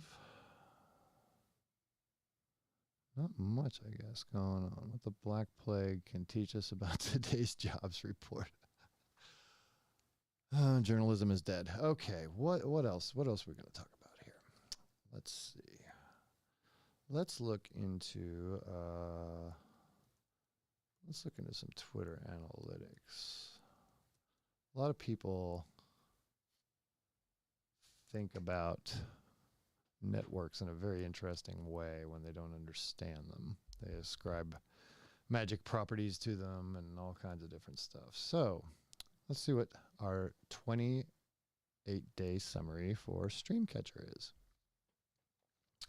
We have 1,246 tweets, which is down 6.8%, bad stream.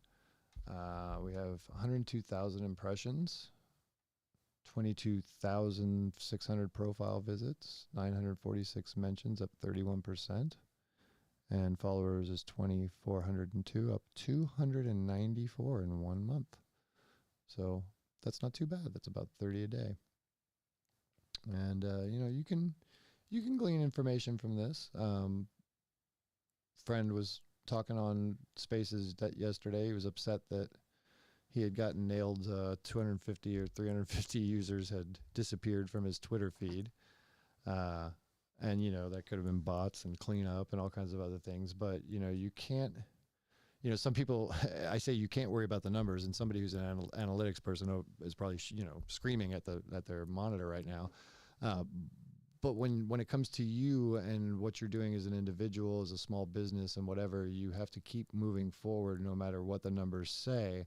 And then when you look at the numbers, you can analyze them further if you want to find out what things are working for you better, what things aren't, and you can drill down into that.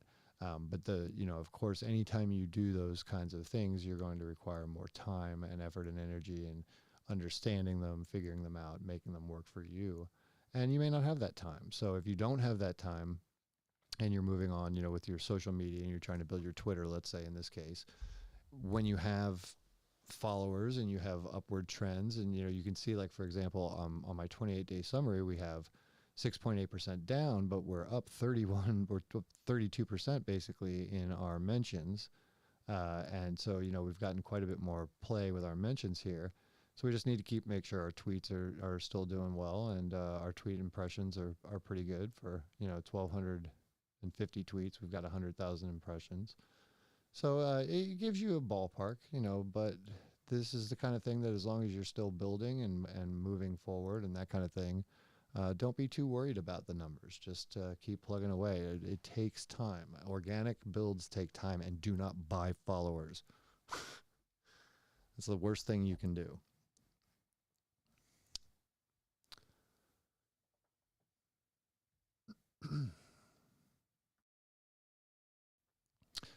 Okay, so I done looking at Twitter analytics here.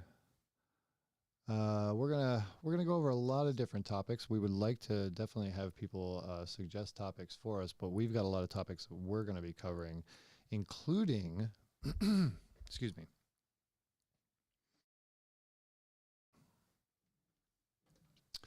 Yeah, we have a lot of topics we're going to be covering, including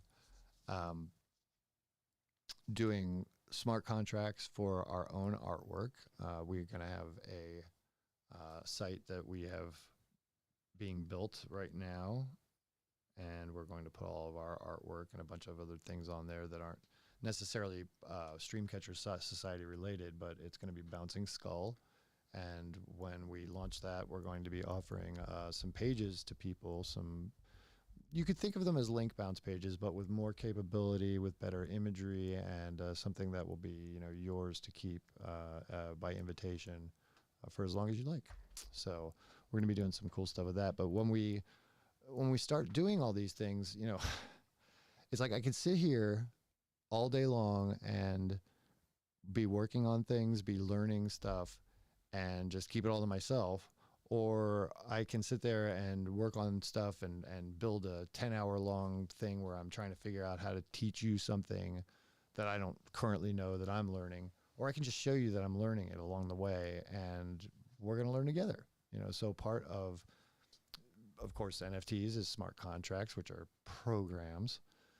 And these programs can do all kinds of things. They're called 721s and 721As and 1155s, and all they are is programs. Don't get freaked out over it or whatever. They're programs. They can have malicious code inserted into them, all kinds of fun stuff.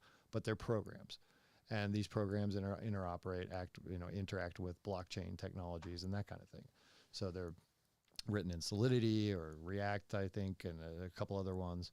But these are simply just programs. So one of the things you'll find is that there are services like, like Nifty Gateway and Third Web and Manifold.xyz, those kinds of services that will allow you to create your own smart contracts and mint your own artwork, which, if you're serious about moving forward as an artist, I would highly recommend doing that anyway, because what you're doing by doing that when you mint something to the blockchain is you're allowing all the other sites who are actually displaying artwork like OpenSea to scrape that information and display your artwork once it's minted. If you just simply put your artwork up on OpenSea, you're doing what's called lazy minting, which is that the artwork is not actually minted to the blockchain until it's bought. So something to keep in mind. So now, as we move forward, we're going to be covering that. We're going to be covering a lot of metaverse technology. You look at something like Spatial, which, they're definitely trying to make inroads and make their technology better, but, not a ton has changed since the Second Life days and since World of Warcraft, or looking at Fortnite or any of the other, what I consider, true metaverses today. We still have a long way to go, but we're building NVIDIA Omniverse tools, the Adobe tools. We love the whole concept of Blender at this point is just amazing, because being open source, I would say that it's probably the most open source, it's probably the most important open source project I can think of besides Linux. So it's fantastic. It's one of those things where I'm definitely wanting to learn it. But right now, one of the things that I have been diving deeply into is the Cinema 4D suite of tools, along with Redshift and some of the Maxon other tools like ZBrush and that kind of thing. So you can't learn everything all at once, but I figure as we're going along, I'm going to try and learn some stuff on the fly here, and maybe run into some of the same pitfalls and problems that you might run into, and we can share the pain together. So that's what I'm thinking about that. And let's see. I have 6. Let's see what's going on 6. That is the pirate group chat. Give me just a moment. Let me check something.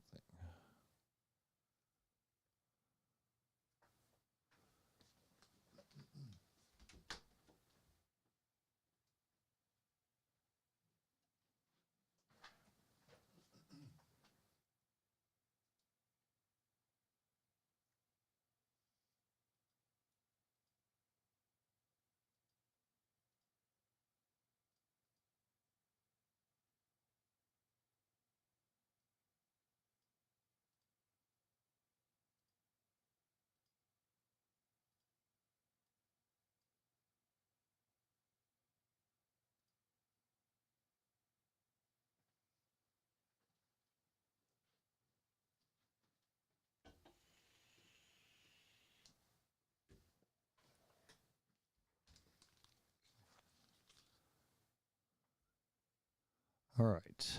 Let me see. I'm going to go ahead and see if I can get somebody from...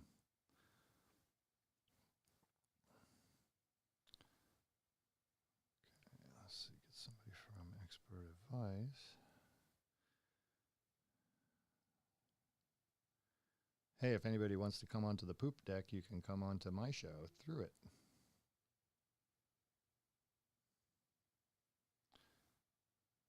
All right. So if we do that, and then I switch over to, oh, I'll need my mouse, right? Got it.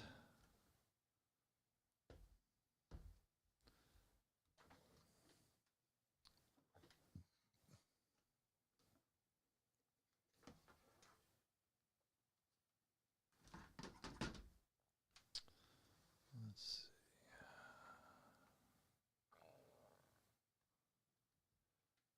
Just tunnel in.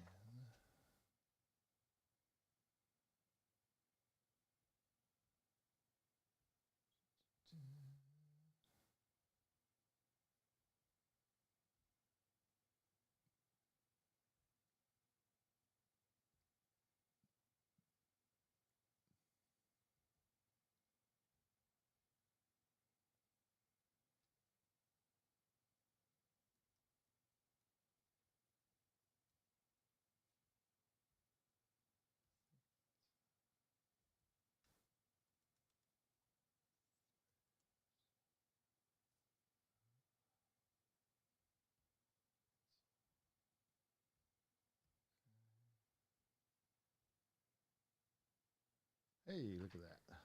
All right. So, hey, look at that. I've got video on. All right. So, this is cool. I have video on my main studio setup here. And then I have a connection going from a Mac Mini using Discord. Well, that didn't do what I wanted it to.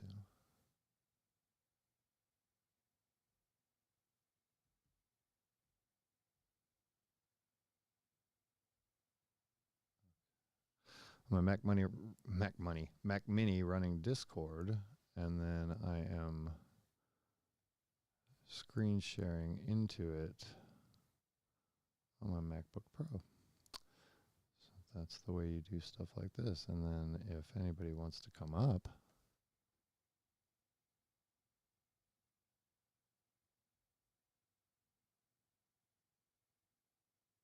into the poop deck, I am here.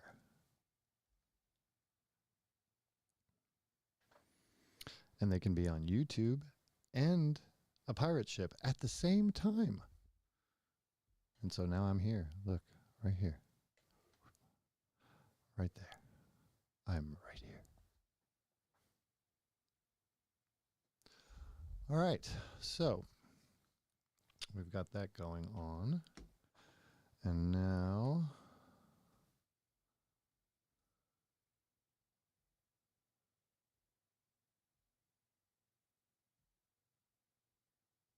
okay, so I can take that down and hide that. Okay, so let's take a look at what else is going on.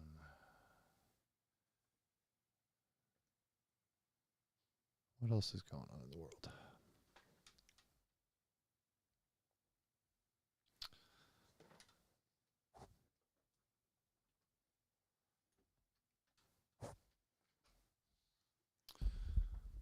Definitely, I think I'm going to hook up my other Shure microphone so I can go from one to the other. All right.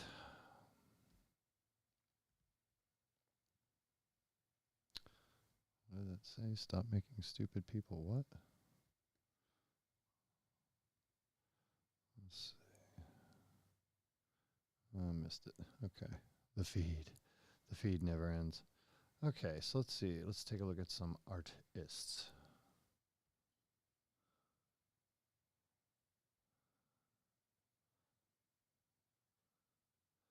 Medusa World DAO. Brett Joliffe retweeted. And let's see. Stacy Meyer. She's a good artist. Cool kitties.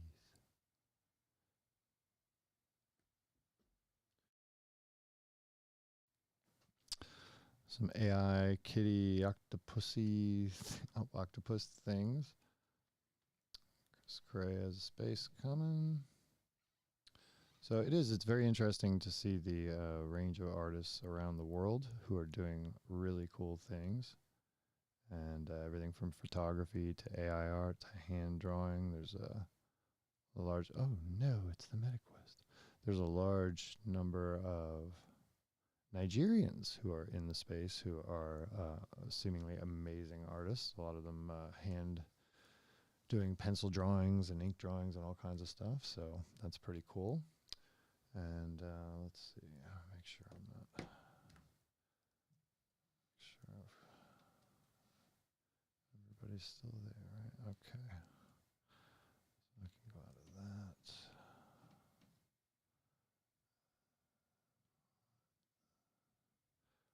Okay, so the Quest, Meta, VR. You want to talk about it? I'm sure you do. Everybody does. Well, the MetaQuest, this thing, is an Android phone smacked to your face, slapped to your face, strapped to your face, strapped to your face. It's It's awesome. I mean, as far as it's really cool to get in there and the sculpt in Adobe Medium. Now it's Substance, I think, 3D modeler.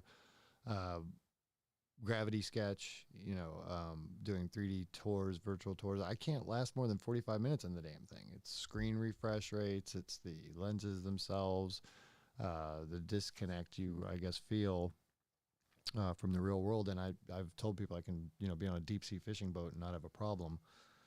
So that's an issue because I would definitely like to spend more time in VR doing VR modeling and VR world creation. The actual act of modeling in VR is so amazingly cool. When you can sit down and you have your controllers, you're designing and you're moving things around like that. But then let's say you're designing a car and you can actually, put yourself into the cockpit and kind of see out of the glass and see where what that looks like. You can build the dash around you. It's much more interactive of a feel, and as far as designing goes, it's absolutely the future. But I can't wait for a pair of Apple 4K Ray-Bans with hands-free where I can just sculpt a lump of clay in midair, that kind of thing. I think it's going to be great. So we're working on it. Everybody's working on it. We're getting there. The fuse has been lit for sure. I fully agree with that. That's kind of a cool piece. A little close up there. And I think, something like that, mostly AI art. And I know that there's programs that you can even get for iOS and Android that allow you to do these little particle effects off of areas of your image and even move stuff around and make it seem like it's animated. So I don't know if that's what Ailey here did, but it's cool. It could be fully rendered in a 3D app too. And what's interesting is the lines are blurring. I've told people a lot that I used to be able to tell you what renderer an image came out of, whether it was Softimage or Power Animator, 3D Max, whatever. There were tells, and there's tells like that in AI art. But when you look at something like this could have been done in Blender, or it could have been done in let's see, actually, the Warrior, my Genesis drops. Let's go ahead and so that's super rare Genesis drop 10/10/2022, which was yesterday, of course. 3D artist with traditional background from darkness to light. So there's that. Let's see if there's anything else. Okay. Create something, chill, and be happy. That I can't tell. Okay, that's photo, I guess. And then Lotus. Yeah, again, I mean, you see that it's got the blinking or whatever. This is probably a 3D model. So she probably animated that in maybe Blender or something. So it's, one thing I think that's something to discuss too, is that, the mystery, what was it created in? Some artists don't like to tell you what it was created in for any number of reasons. But I think that for the most part, there's much more of a downside to not telling people what you made your art with than there is a bad side. There's more upside to it. So especially in circles like the NFT space currently where you're traveling, a lot of people will want to know how you did it and what kind of tools you use to do it with. So yeah, so there's Martina. So I'll look at some other things. Yeah, the NFT space. What do we say about it? It is not fun right now. I mean, it's fun for me. It's not fun for a lot of people because they feel like they've lost so much, or a lot of people again have quit. This is neat. Look at this. Let's see, I'm sitting here scrolling through my feed and not showing you. That's a cool little environment. I love that immersive kind of emerging tech kind of feel. That's how the emerging tech area at SIGGRAPH used to look all the time. All kinds of interactive displays and things going on. Okay, there's a pigeon of New York, is that? Yeah, Pigeons of New York. I've been around. I even know all the projects I don't have any, involvement in whatsoever. Okay. So, yeah, there's some good art, and then there's some good art, and then there's not. And I don't know. I mean, I've been an artist since I was able to hold a pencil, 4 or 5 years old. One of the first things I remember is drawing. So, I've been an artist a long time, but one of the things that, and we're all sensitive about it, don't get me wrong, we're all sensitive about criticism and everything else, but you definitely have to develop a bit of a thicker skin when it comes to critique if you don't already currently have one. If anybody has ever been to art school, a decent one, they would have had critique in classes and everything with different, instructors and students and that kind of thing. And it can get brutal for sure, but it's something that is absolutely invaluable towards making yourself a better artist. Not everybody who comes along is somebody that you should necessarily listen to when they tell you, oh, this should be blue, or there's, not enough here, there, or whatever it is. When you have somebody, though, that knows what they're talking about, even if you vehemently disagree with their opinion on something, or, their critique of your artwork, you might want to take it into consideration and take a look at what it is they're talking about, because if they take the time enough to politely anyway, if they're doing it politely, try and give you a little advice or critique on something to work on or to fix, chances are it probably needs working on or fixing.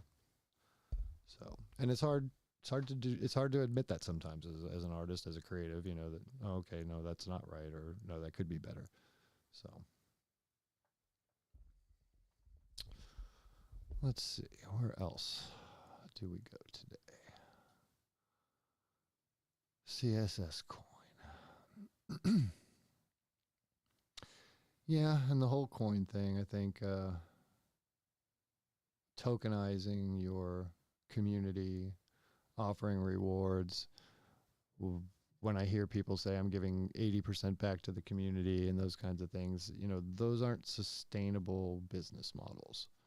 So immediately when you start explaining something to somebody and your foundational ideas are not sound, you're immediately going to get most people who know what it is they're talking about anyway, who are going to shut off completely or tell you, no, that's just not going to work. So, and the problem is that some people, take chances, they take big chances, and occasionally, on very rare occasions, it pays off, and they become billionaires. They make the next latest thing. I don't discourage the creation and invention at all. It's just doing it right. You have to do it right, because if you don't, you will fail. And I've failed, and I've succeeded. And yeah, failure's a lot worse than success. It is. The failure had taught me a lot. When people talk about regrets and going back in time, would you do it over? No, because all the failures and successes made me the person that I am today. And I think that it made me a better person, for both being at the top of the mountain and the bottom, so to speak. But what it taught me was that, you can take your heart and soul and put put everything you've got into it. But if you're missing core pieces, core components, like, for example, in my case, one particular instance I'm talking about was money. I had absolutely no money. And so I built a website, I built frameworks, I built tutorials, I built all kinds of things, and I had the website up and running. Everything was good, except I had absolutely no money to market it with. And especially in the era, which was about 2003 timeframe, somewhere around there, in that time frame, I'm sorry, it was 2007. In that time frame, there was no real social media to speak of. So we didn't have the kind of tools that we have today in Web3 and in the new web technologies and the new social technologies and the global internet that we're finding ourselves in. I didn't have that. And if I had that, I think that things might have been very different for me. But again, it's the pieces of the puzzle. If you can't put the pieces of the puzzle together and make the full picture, then you might very well fail. And that's what I would very much like to help people avoid, because failure in that regard, especially these days, is very painful.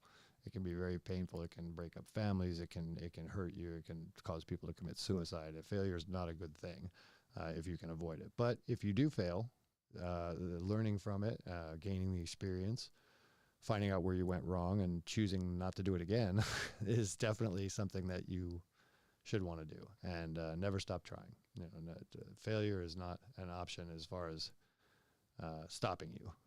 Failure is an option because it happens, but it should never stop you, only maybe slow you down a little.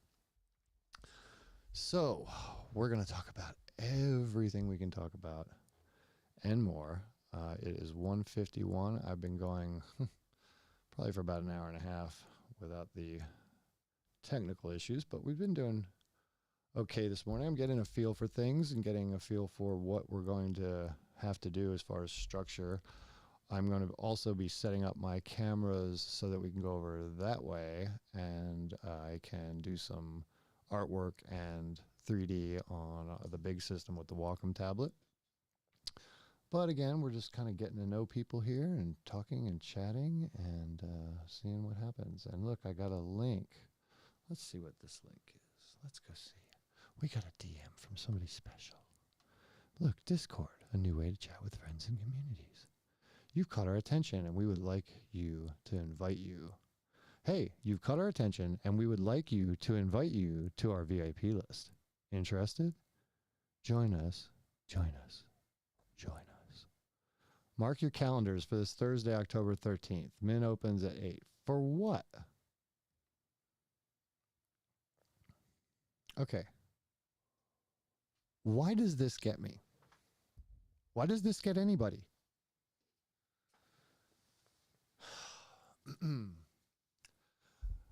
I think one of the things that may be hard for some tech people to wrap their mind around is the idea that somebody can get an email that says, "Hi, Becky.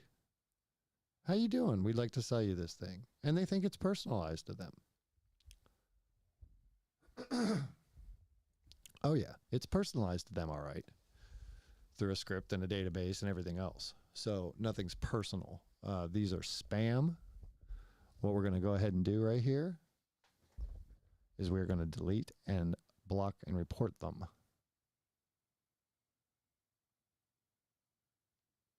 Now, I want to be clear about something.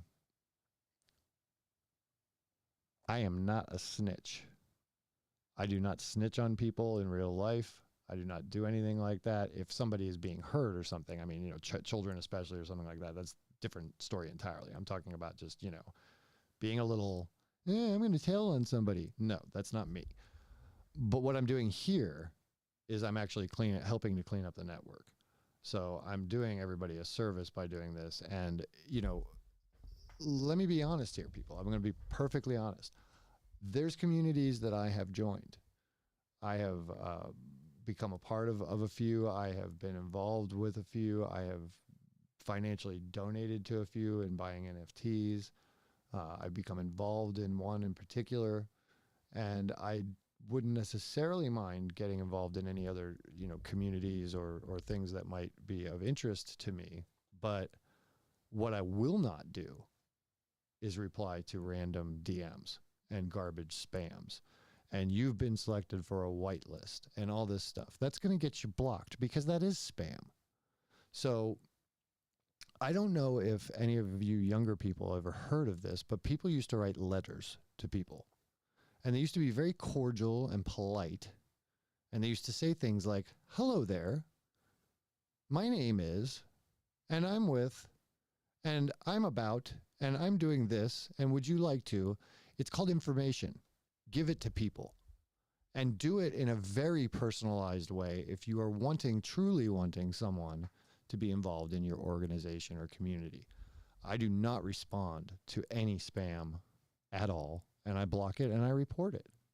So just to let you know, if we're on a network here and you start sending me garbage, and I'll give you a perfect example, moonbirds.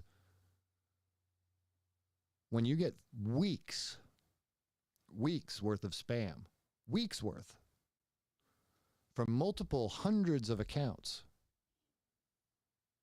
Moonbirds is coming, this and that, Moonbird. Right off the bat, I don't like you. I don't like the way you do business. I don't like the way you handle yourself. I don't like the fact that you are using an opportunity, a space that has come up and been created to help people make money.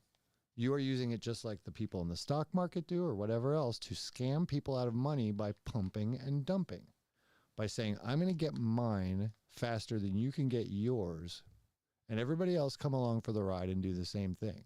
And what happens? 5 people make money and everybody else gets left holding the bag.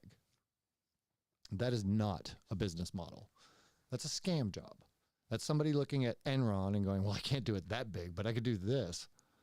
So no, we won't play those games ever, ever. That's not what we're about. And that's not what you should be about. So that said, from a collectible standpoint, from an NFT standpoint of good art and, collections that, might be as far as like collectible trading cards, those kinds of things, if those kinds of things are going to be valuable in the future, and I believe some of them are going to be, I see no reason why you shouldn't try and profit from those areas. But doing it like you're trading stocks and you want to pump and dump and you want the secondary sales to go through the roof and you're trying to make 10,000 ETH and all this stuff, you are designing a business that is, the only way that it can exist is by hurting people. Because the people that, they're not the smartest ones. Well, yeah, okay, that's fine. But the people are buying in with an expectation of rewards, of returns, of any given number of things. And just because they don't, sell at the right moment or whatever, they're left holding the bag and everybody else isn't. That's not a viable business model. I mean, maybe for a casino, but it's not a viable business model. And that's not the way we want to handle things. So, rant off. Let's go ahead and got nothing. Oh, Doug, talk to you later, man. Thanks for hanging out in the YouTube. I appreciate it. I am working on doing great. I always thought this was kind of going to be also more like a talk show, too, in a lot of respects, because I do have a lot to say, and I do have a lot that I think I can help people with. But we're going to see how that all works out as we move forward, because I'm going to go with what works. I like to go with what works.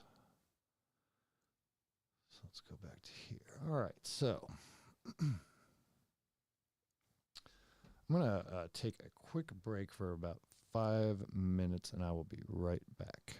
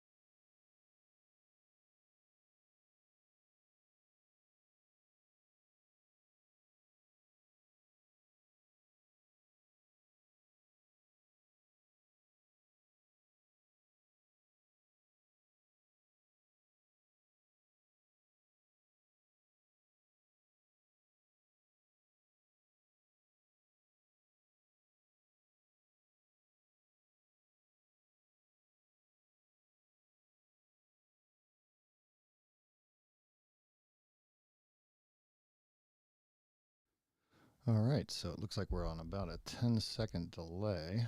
So, okay.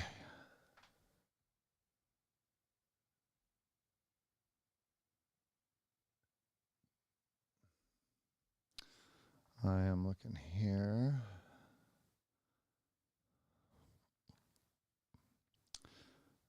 We got the Yuga Labs thing.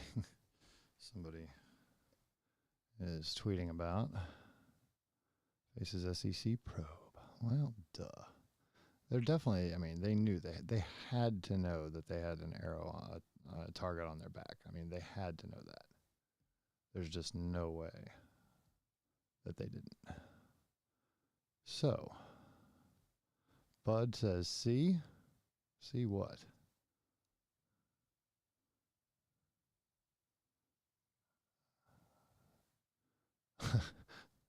Okay, Bud. Yes, I see. Thank you, Bud. All right, so we are still hanging out with two people, it looks like, in the stream, but I don't know if Doug is still there or not.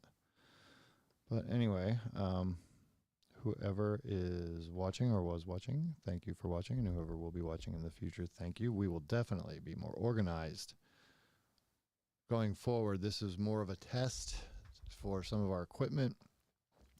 I am unfortunately at the moment running solo, so dealing with 4 machines, actually 6 machines, Zoom inputs, different things like that, getting everything to work so that one person can do it is a little bit tricky, but I've gotten it almost done. So just finding out where everything fits for me is kind of the trick right now. So just so you know what I'm talking about, and I don't sound like an idiot, I have a studio that's set up, as you can see, with a nice TV and everything behind me that is going to be out of focus depending on how far I've got the camera set in that depth of field. But typically it's not going to be, something that I'm going to display up there for you to want to read.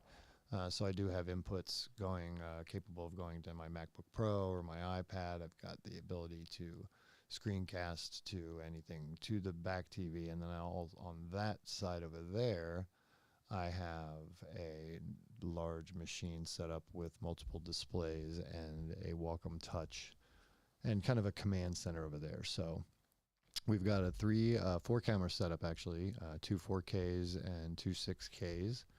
And I can move and position them around at any point that I want to have multiple sets. I have backdrop pulls that I can do green screens, and everything is connected through a Blackmagic ATEM Extreme ISO, Blackmagic ATEM Mini Extreme ISO from Blackmagic Design. We have a Rodecaster Pro doing the audio, connecting all that.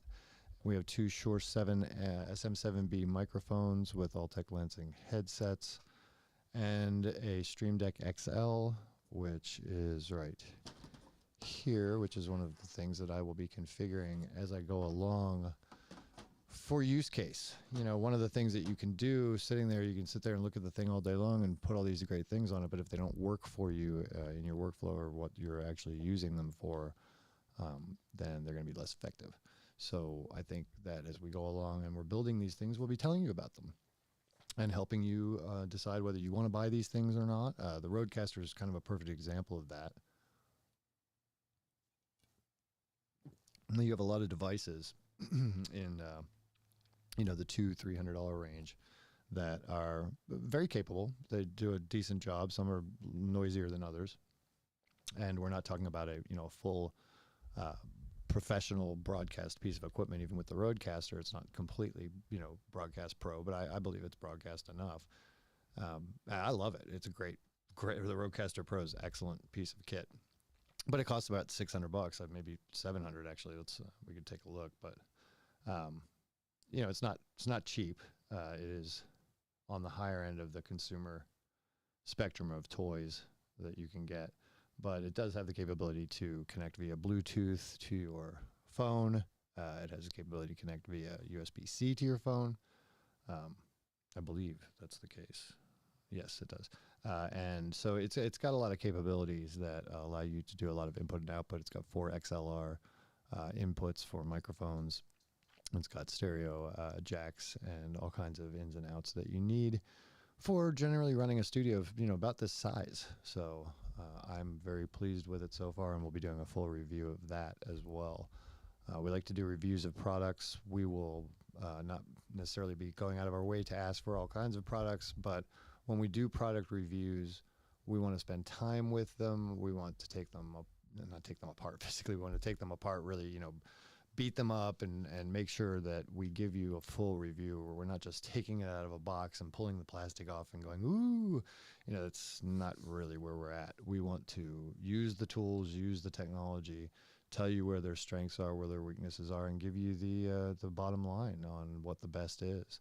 So everything from graphics cards, we're looking for a 3090 right now, or maybe even a 4090 for doing Dream Booth with AI, which is the new Google AI that gives you stability in Stable Diffusion. So we're looking for that, and we'll be looking for a couple other things. We're going to do some giveaways too. We've got some great contests we've got coming up, some stuff that I'm still not decided on how we're going to do it, because I've just had too much on my mind to decide those little fun things, like how am I going to give away a PS5 disc, an Xbox, the hell is that thing?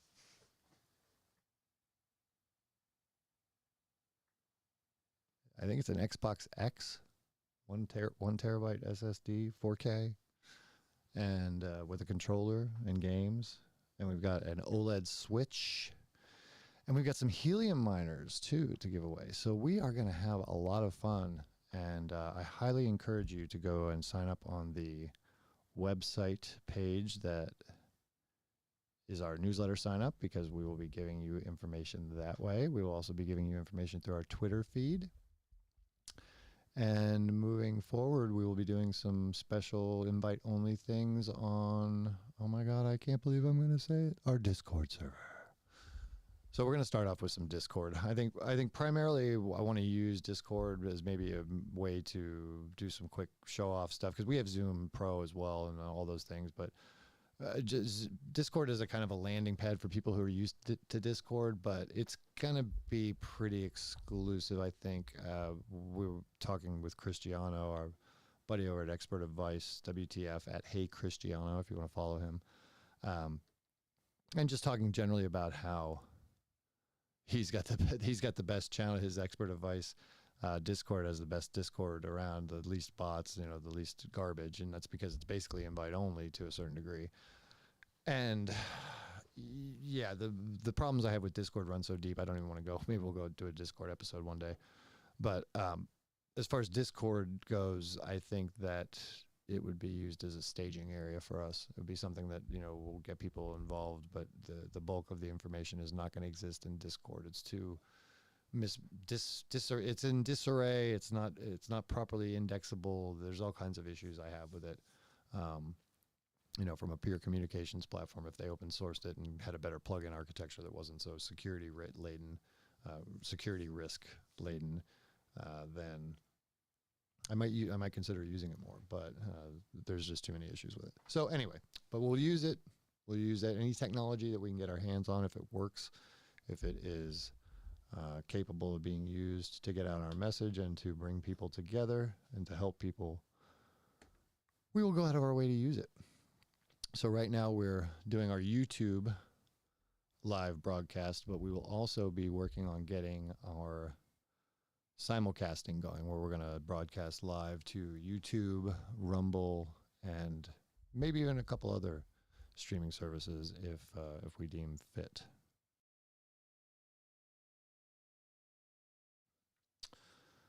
So let's go ahead real quick.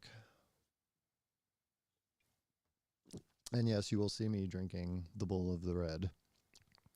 This is my drink of choice. I stopped drinking after, it's been 15 years.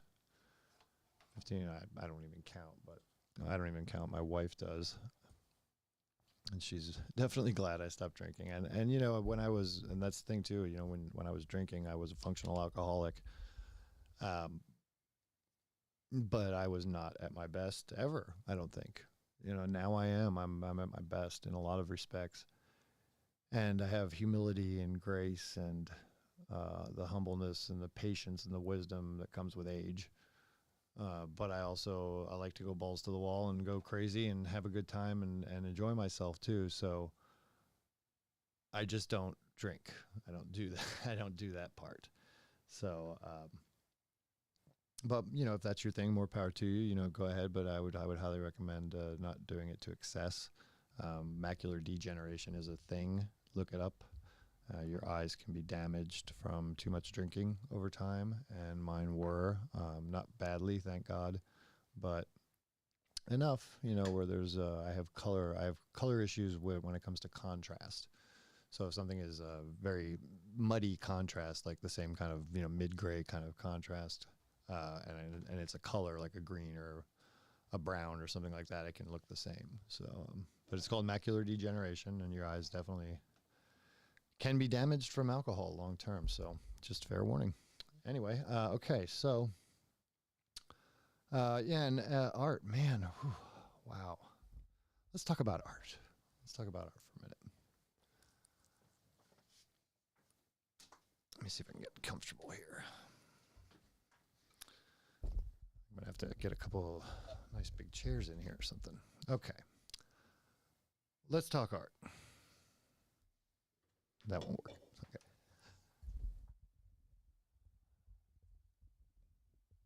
What is art? Oh, never mind that question, right? What is art? I mean, art is ultimately anything you determine has artistic value, you know. So in the ethereal, art is everything. Art is everywhere. Art, you know, I look at this studio and everything that's around. We've got a piece of art hanging right there.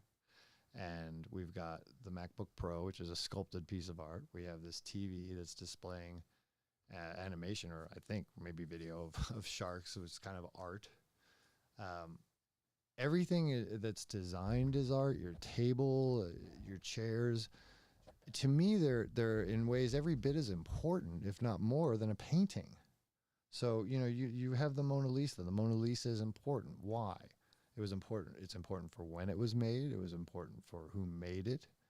There was a little mystery around it. Whatever. Over time, it's increased in value tremendously, and the mystery and mystique around it has increased and diminished depending on who you ask. But it's a painting.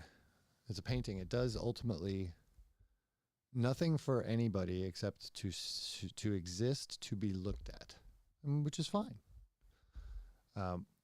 There's other art that exists to draw you into a world. There's other art that exists to put a shoe on your foot. There's other art that exists to put you into a house or to design the room that you live in, your living room, every day. When we talk about art in that respect, I have a very broad range feeling about it, and I think that so much is art that we just don't even think about. But I do all the time. But when it comes to art, you know, we talk about AI art and AI artists, and somebody says, I'm an AI artist. And I don't want to deny them that. You know, there's nothing wrong with being an AI artist if that's what you want to say that you are. But I am an artist, and I've been an artist for, you know, most of my life, if not all my life. And I also do AI artwork or AI art, and I kind of prefer to call it AI art direction, because I think of myself as an art director in this case. You know, I'm being creative with my expression and my output and my desire of what I want, but somebody else is making it for me, and then, you know, I can then do with it as I so choose. So, but even that, you know, when you go out to advertise something, I feel bad, I think, for a lot of hiring people in some of these companies, especially some of the bigger ones who, you know, get a lot of these a day anyway. They're going to be getting a lot more of people who are going to send them portfolios of AI art, and I'm talking like straight out of the GAN AI art, and they're going to be rejected en masse, and maybe they won't even be told why. But an AI artist is not an artist. It is a different kind of artist. Just like a director of a movie is an artist. He's a different kind of artist. He doesn't say, I'm the art director of the movie. He says, I'm the director of the movie. So being a director is an art, but he's specifying to the point where the word art is actually removed from the title, because directing, being the art, becomes more important than calling it art per se. Maybe not a great way to put it, but the point is that when you say that you're something, the expectation generally is that you are something. If you're a plumber and you say to somebody, I'm a plumber, they're going to assume that you're a plumber. But if they call you and you're a plumber and you come over and you try to fix their electricity, there's problems because there was a breakdown in communication. You're not a plumber, you're an electrician.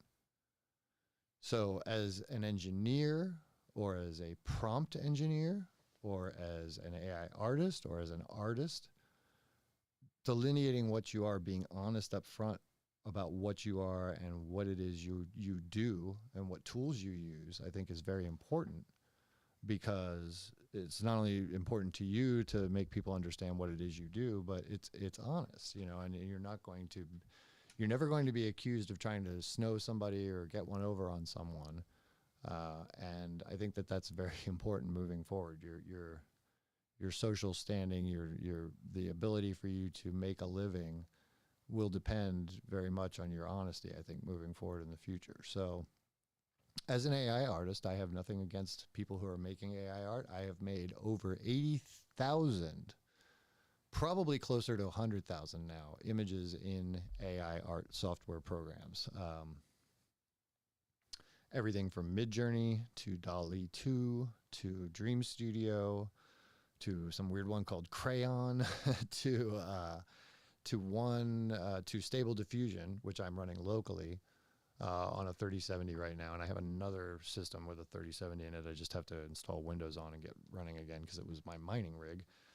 So I'm going to run another one, and you know, it's incredible when you can sit there. You know, you think about a scene, or you think about some characters you want, or an object, or parts. Because I take my art AI output and bring it into Photoshop, chop it into texture maps, do different things with it. So when you're able to generate overnight hundreds of images, even at night, decent high settings, you know, for the AI output anyway, you're able to go through. I mean, you almost don't have the time to go through all the images you can create. But when you do, and you sit down and you pick out the gems, and then you bring them into Photoshop and you work them and you really turn them into pieces of artwork that express your initial thought, I think it's an incredibly powerful tool. Just an incredibly powerful tool. And it cannot be denied, and it cannot be ignored, and it won't be. And when younger people, it's like the iPad. When my children, were kids, not so much my daughter, but when my son was born, yeah, I mean, it was an iPad as soon as he could have it. And that's what, the rich people don't let their kids have iPads, but we do, right?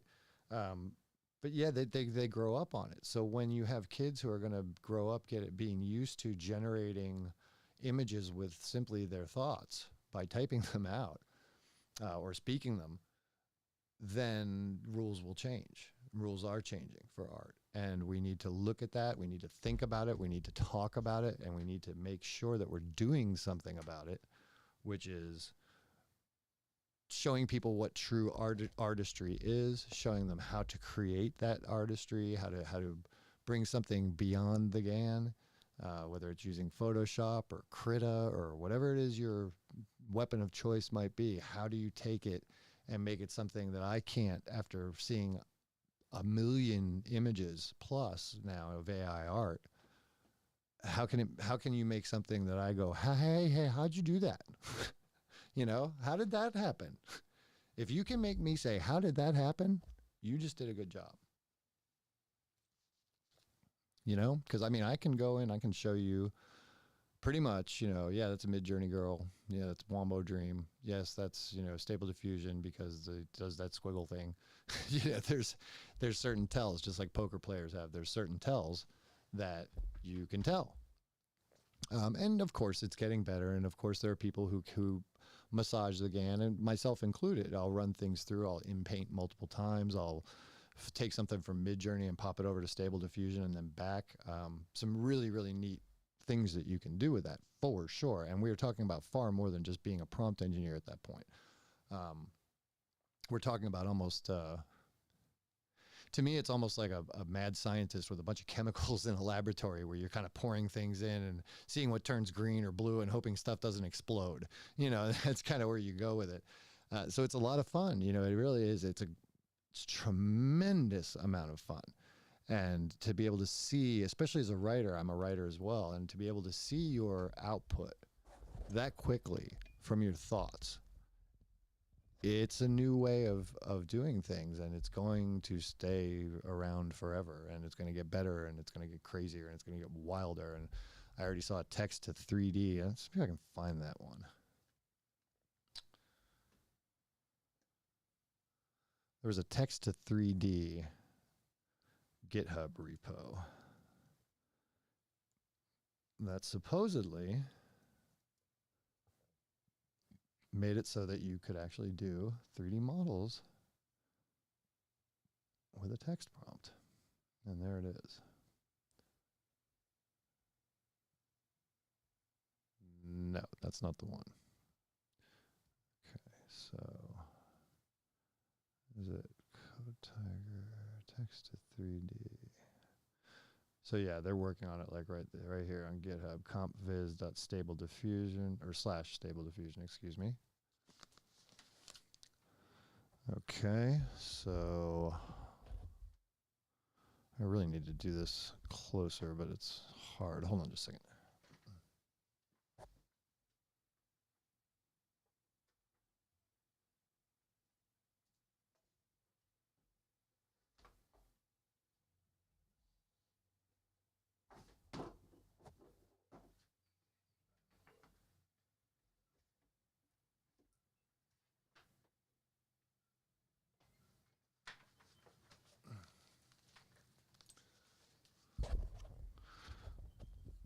Okay, let's see if that's any better. Oh, much better. Okay.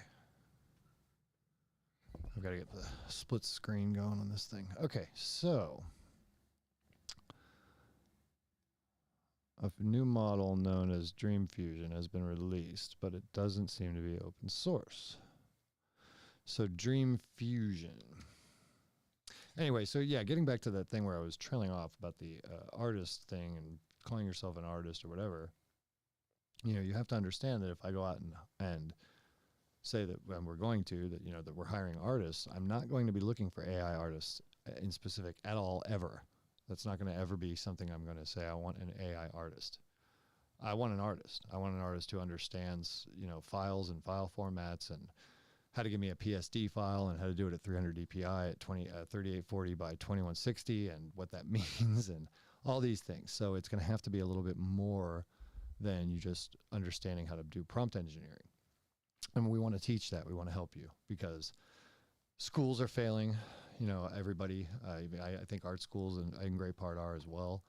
I think they haven't kept up with the way people are learning and the way people need to be taught. And I think that there's going to be a lot of fun to be had learning together in new ways. We're talking about big, dumb, expensive pencils. That's what these are. Dream Fusion, text to 3D using 2D diffusion.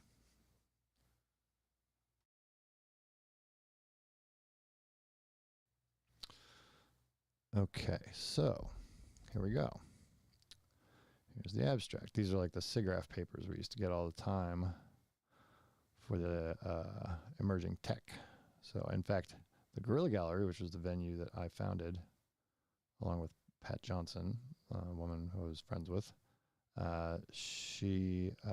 founded that. She started the idea, the genesis of the Guerrilla Gallery by putting a printer and a computer and a guy by the name of John, who was a print master, in the emerging technologies one year.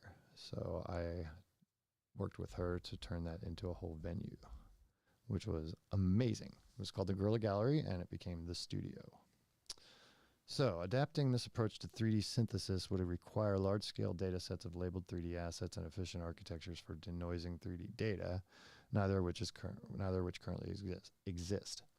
In this work, we circumvent these limitations by using a pre-trained 2D text-to-image diffusion model to perform text-to-3D synthesis.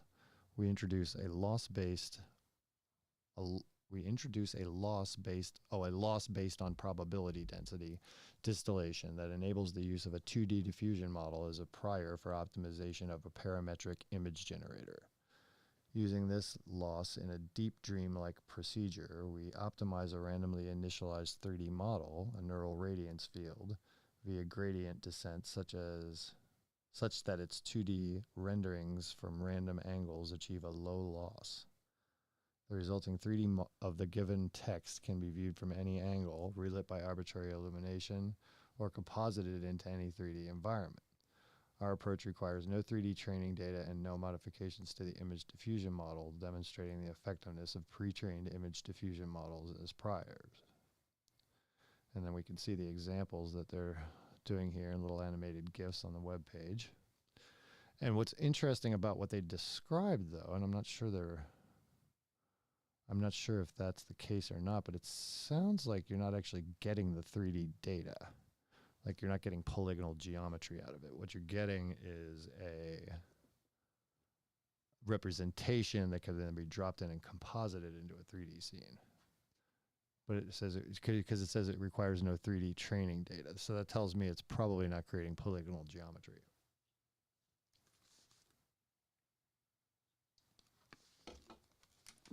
All right, so let's see.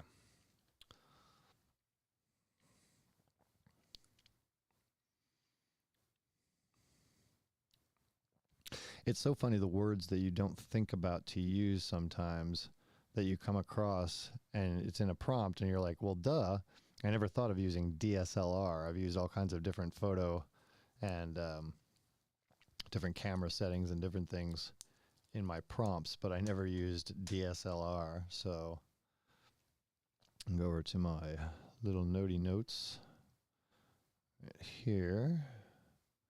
And we will just go ahead and,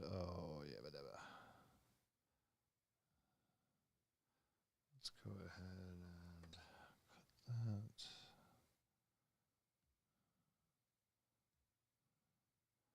that.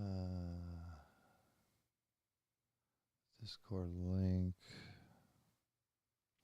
Okay, good. There was nothing there. I wanted to check and make sure I didn't show anybody anything. Okay, so I'm going to go into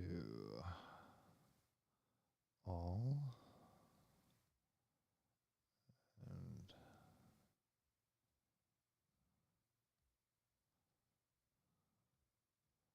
stable diffusion. Yeah, I always like to write down. I'm definitely going to create a book or something else that I'm going to be offering for how to really create really cool stable diffusion stuff and AI art in general.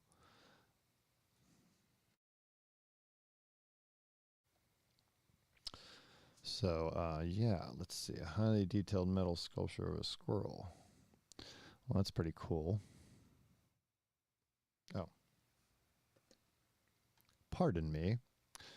Reading a book, riding a motorcycle, playing the saxophone, chopping vegetables. Oh my lord, that's a talented squirrel. Okay.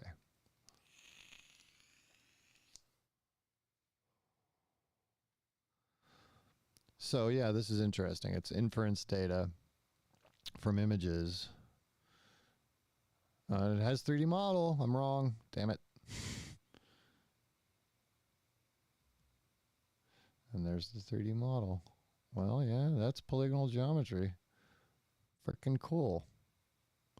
Okay, well, I'm glad I looked more. Always need to look more. That's pretty neat. Okay, I had that model. I wonder what this is. Let's go ahead now. This is an interesting trick here. We're going to go and take this and copy it, and then we'll do a new tab and go built with. So if we paste that URL into here,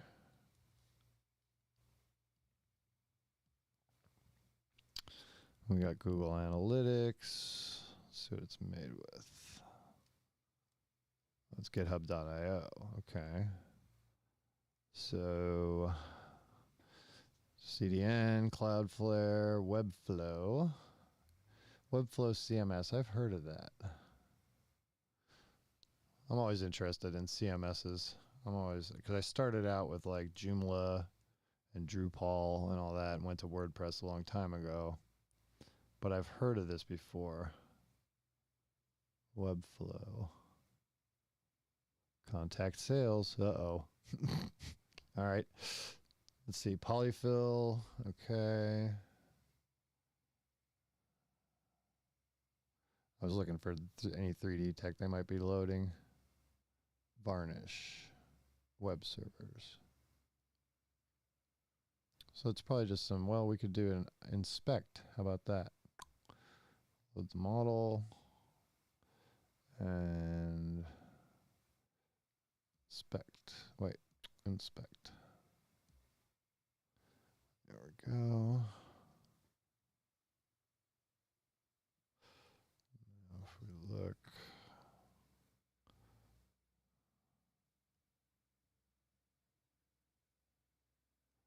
MD12. I'm not finding what I want.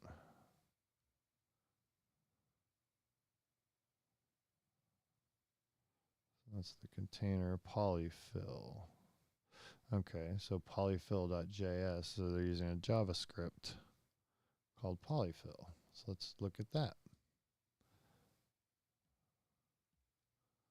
Polyfill.js. Programming. Polyfill is code that implements a feature on web browsers that do not natively support the feature. Okay. So it's probably loading some 3D format in through Polyfill. But it's always interesting to look at web architectures. I am not a web architecture specialist, but I've been doing it long enough to know certain things and know certain things to stay away from. So, okay, so back to Dream Fusion.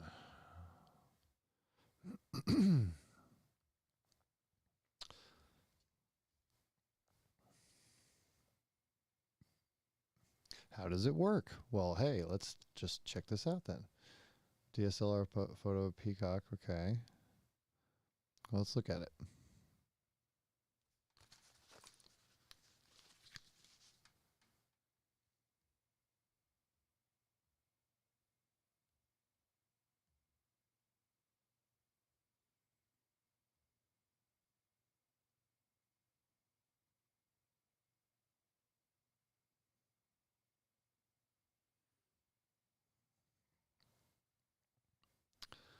Now, why is my roadcaster not showing up? The roadcaster should be showing up. Okay. Oh, because I'm over here, that's why. Got it. Okay. So it creates 3D assets from text descriptions.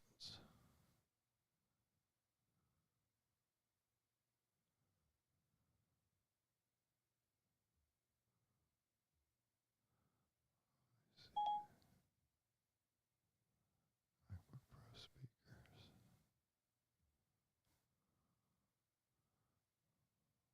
Why am I not getting sound? Maybe there's no sound. Okay, so yeah, got that. Okay, text to 3D using 2D diffusion. Right, we got that. So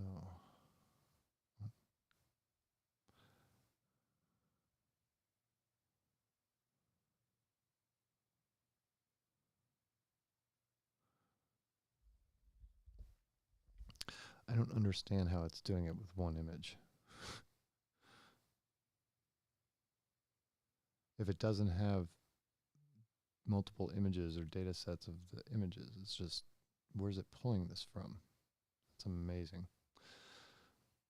Citation, Pool, Ben and Jane, Jonathan. 2022. It's going fast, people. It's going fast. So let's go ahead and tweet this out real quick. We'll tweet this out and talk about it on our show. So, where do we go from here? We're creating texture maps and full scenes, and now 3D from text. Where do we go from here?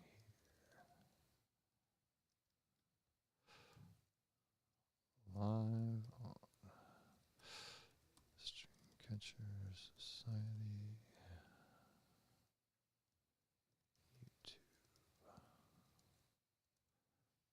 Okay, thank you for bearing with me. Okay. Ben Poole, Google Research. Let's see. These people are all linked. You know, these are the people, like when you are looking around the internet and you are in your circles of NFT, of crypto, of all this other stuff, ask yourself what lies below. What is the underlying stuff that's going on? Who's building the things that I'm using? And then go try and follow them, find out more about them. He's a research scientist at Google Brain, which of course is the brain of the behemoth. I don't know what that is. Google Brain. Brain Team. Brain Team. History of research breakthroughs. Machine intelligence, machine translation, robotics. So this is Google Skynet. He works for Google Skynet. Okay, so he's a research scientist where he works at deep generative models and understanding neural networks. Well, it seems like he's understanding them pretty well. He did his PhD at Stanford, beautiful campus. I wanted my daughter to go there really bad, but then we moved from Cali and life changed and things changed. So, in the Neural Dynamics and Computation Lab. Okay, well, looky there. Here's a tweeter. All right, well, we're going to follow Ben here and give him a shout out because he is doing important work with Dream Fusion. So we're going to go and retweet him and say, looking at you on YouTube Live and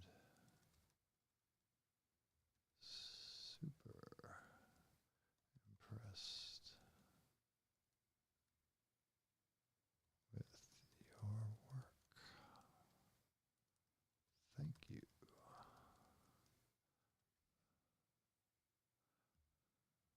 Another thing about dealing with people. How do you deal with people? How do you get them to do what you want them to do? Be a human being. Start by being a human being. That's hard, I think, for some people. But, you know, don't pester somebody immediately. Don't ask them for something. Befriend them. I mean, you know, it's no skin off your nose, right? You know, just be nice to someone and, you know, ask how they're doing. Be interested in what they're up to as much as you want them to be interested in what you're up to. That's the best way to do it, right? I mean, it's got to be. It's the only way to do it. Because if you contact somebody and you're like, hey, you know how many DMs I've gotten like that? Just, hey. I send back a gif of horses. It's like, okay, what? You must be a human being. So that means being polite.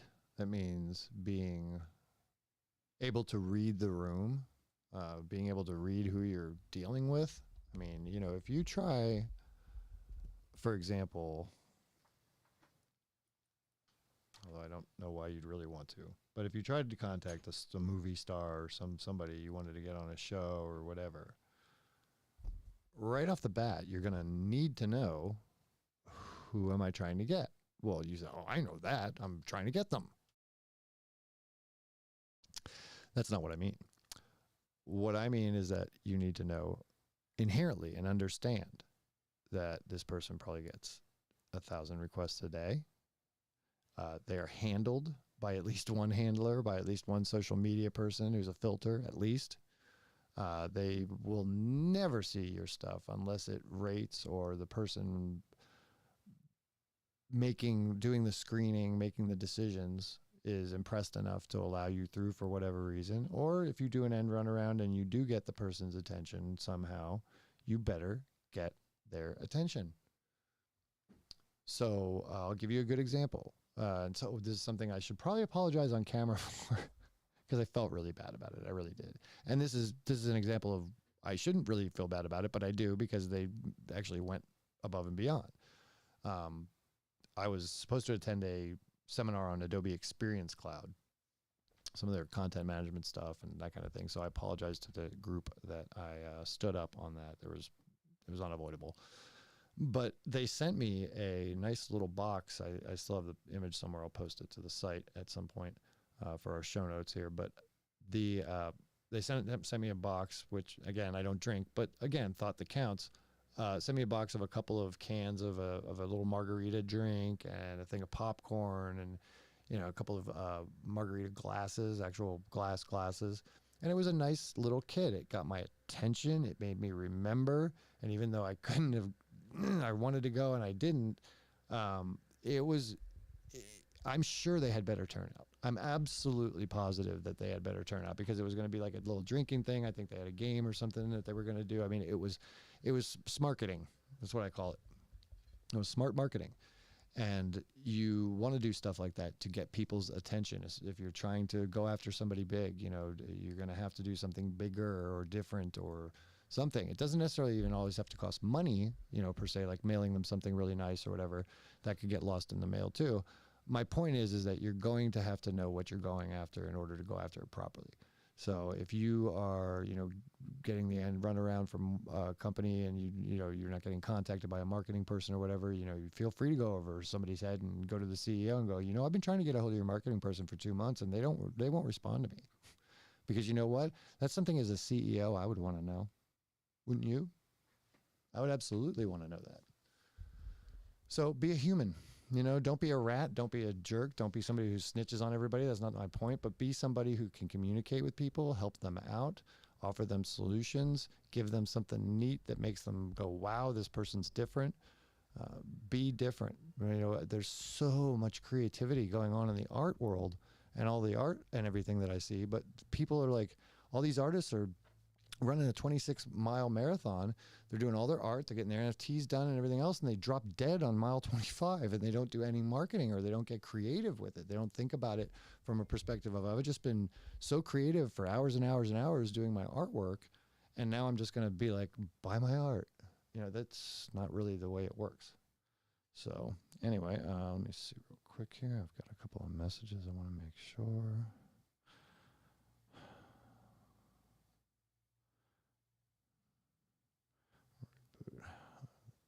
Server problems. Anyway, but yeah, that's server problems. There we go. There's another squirrel to chase.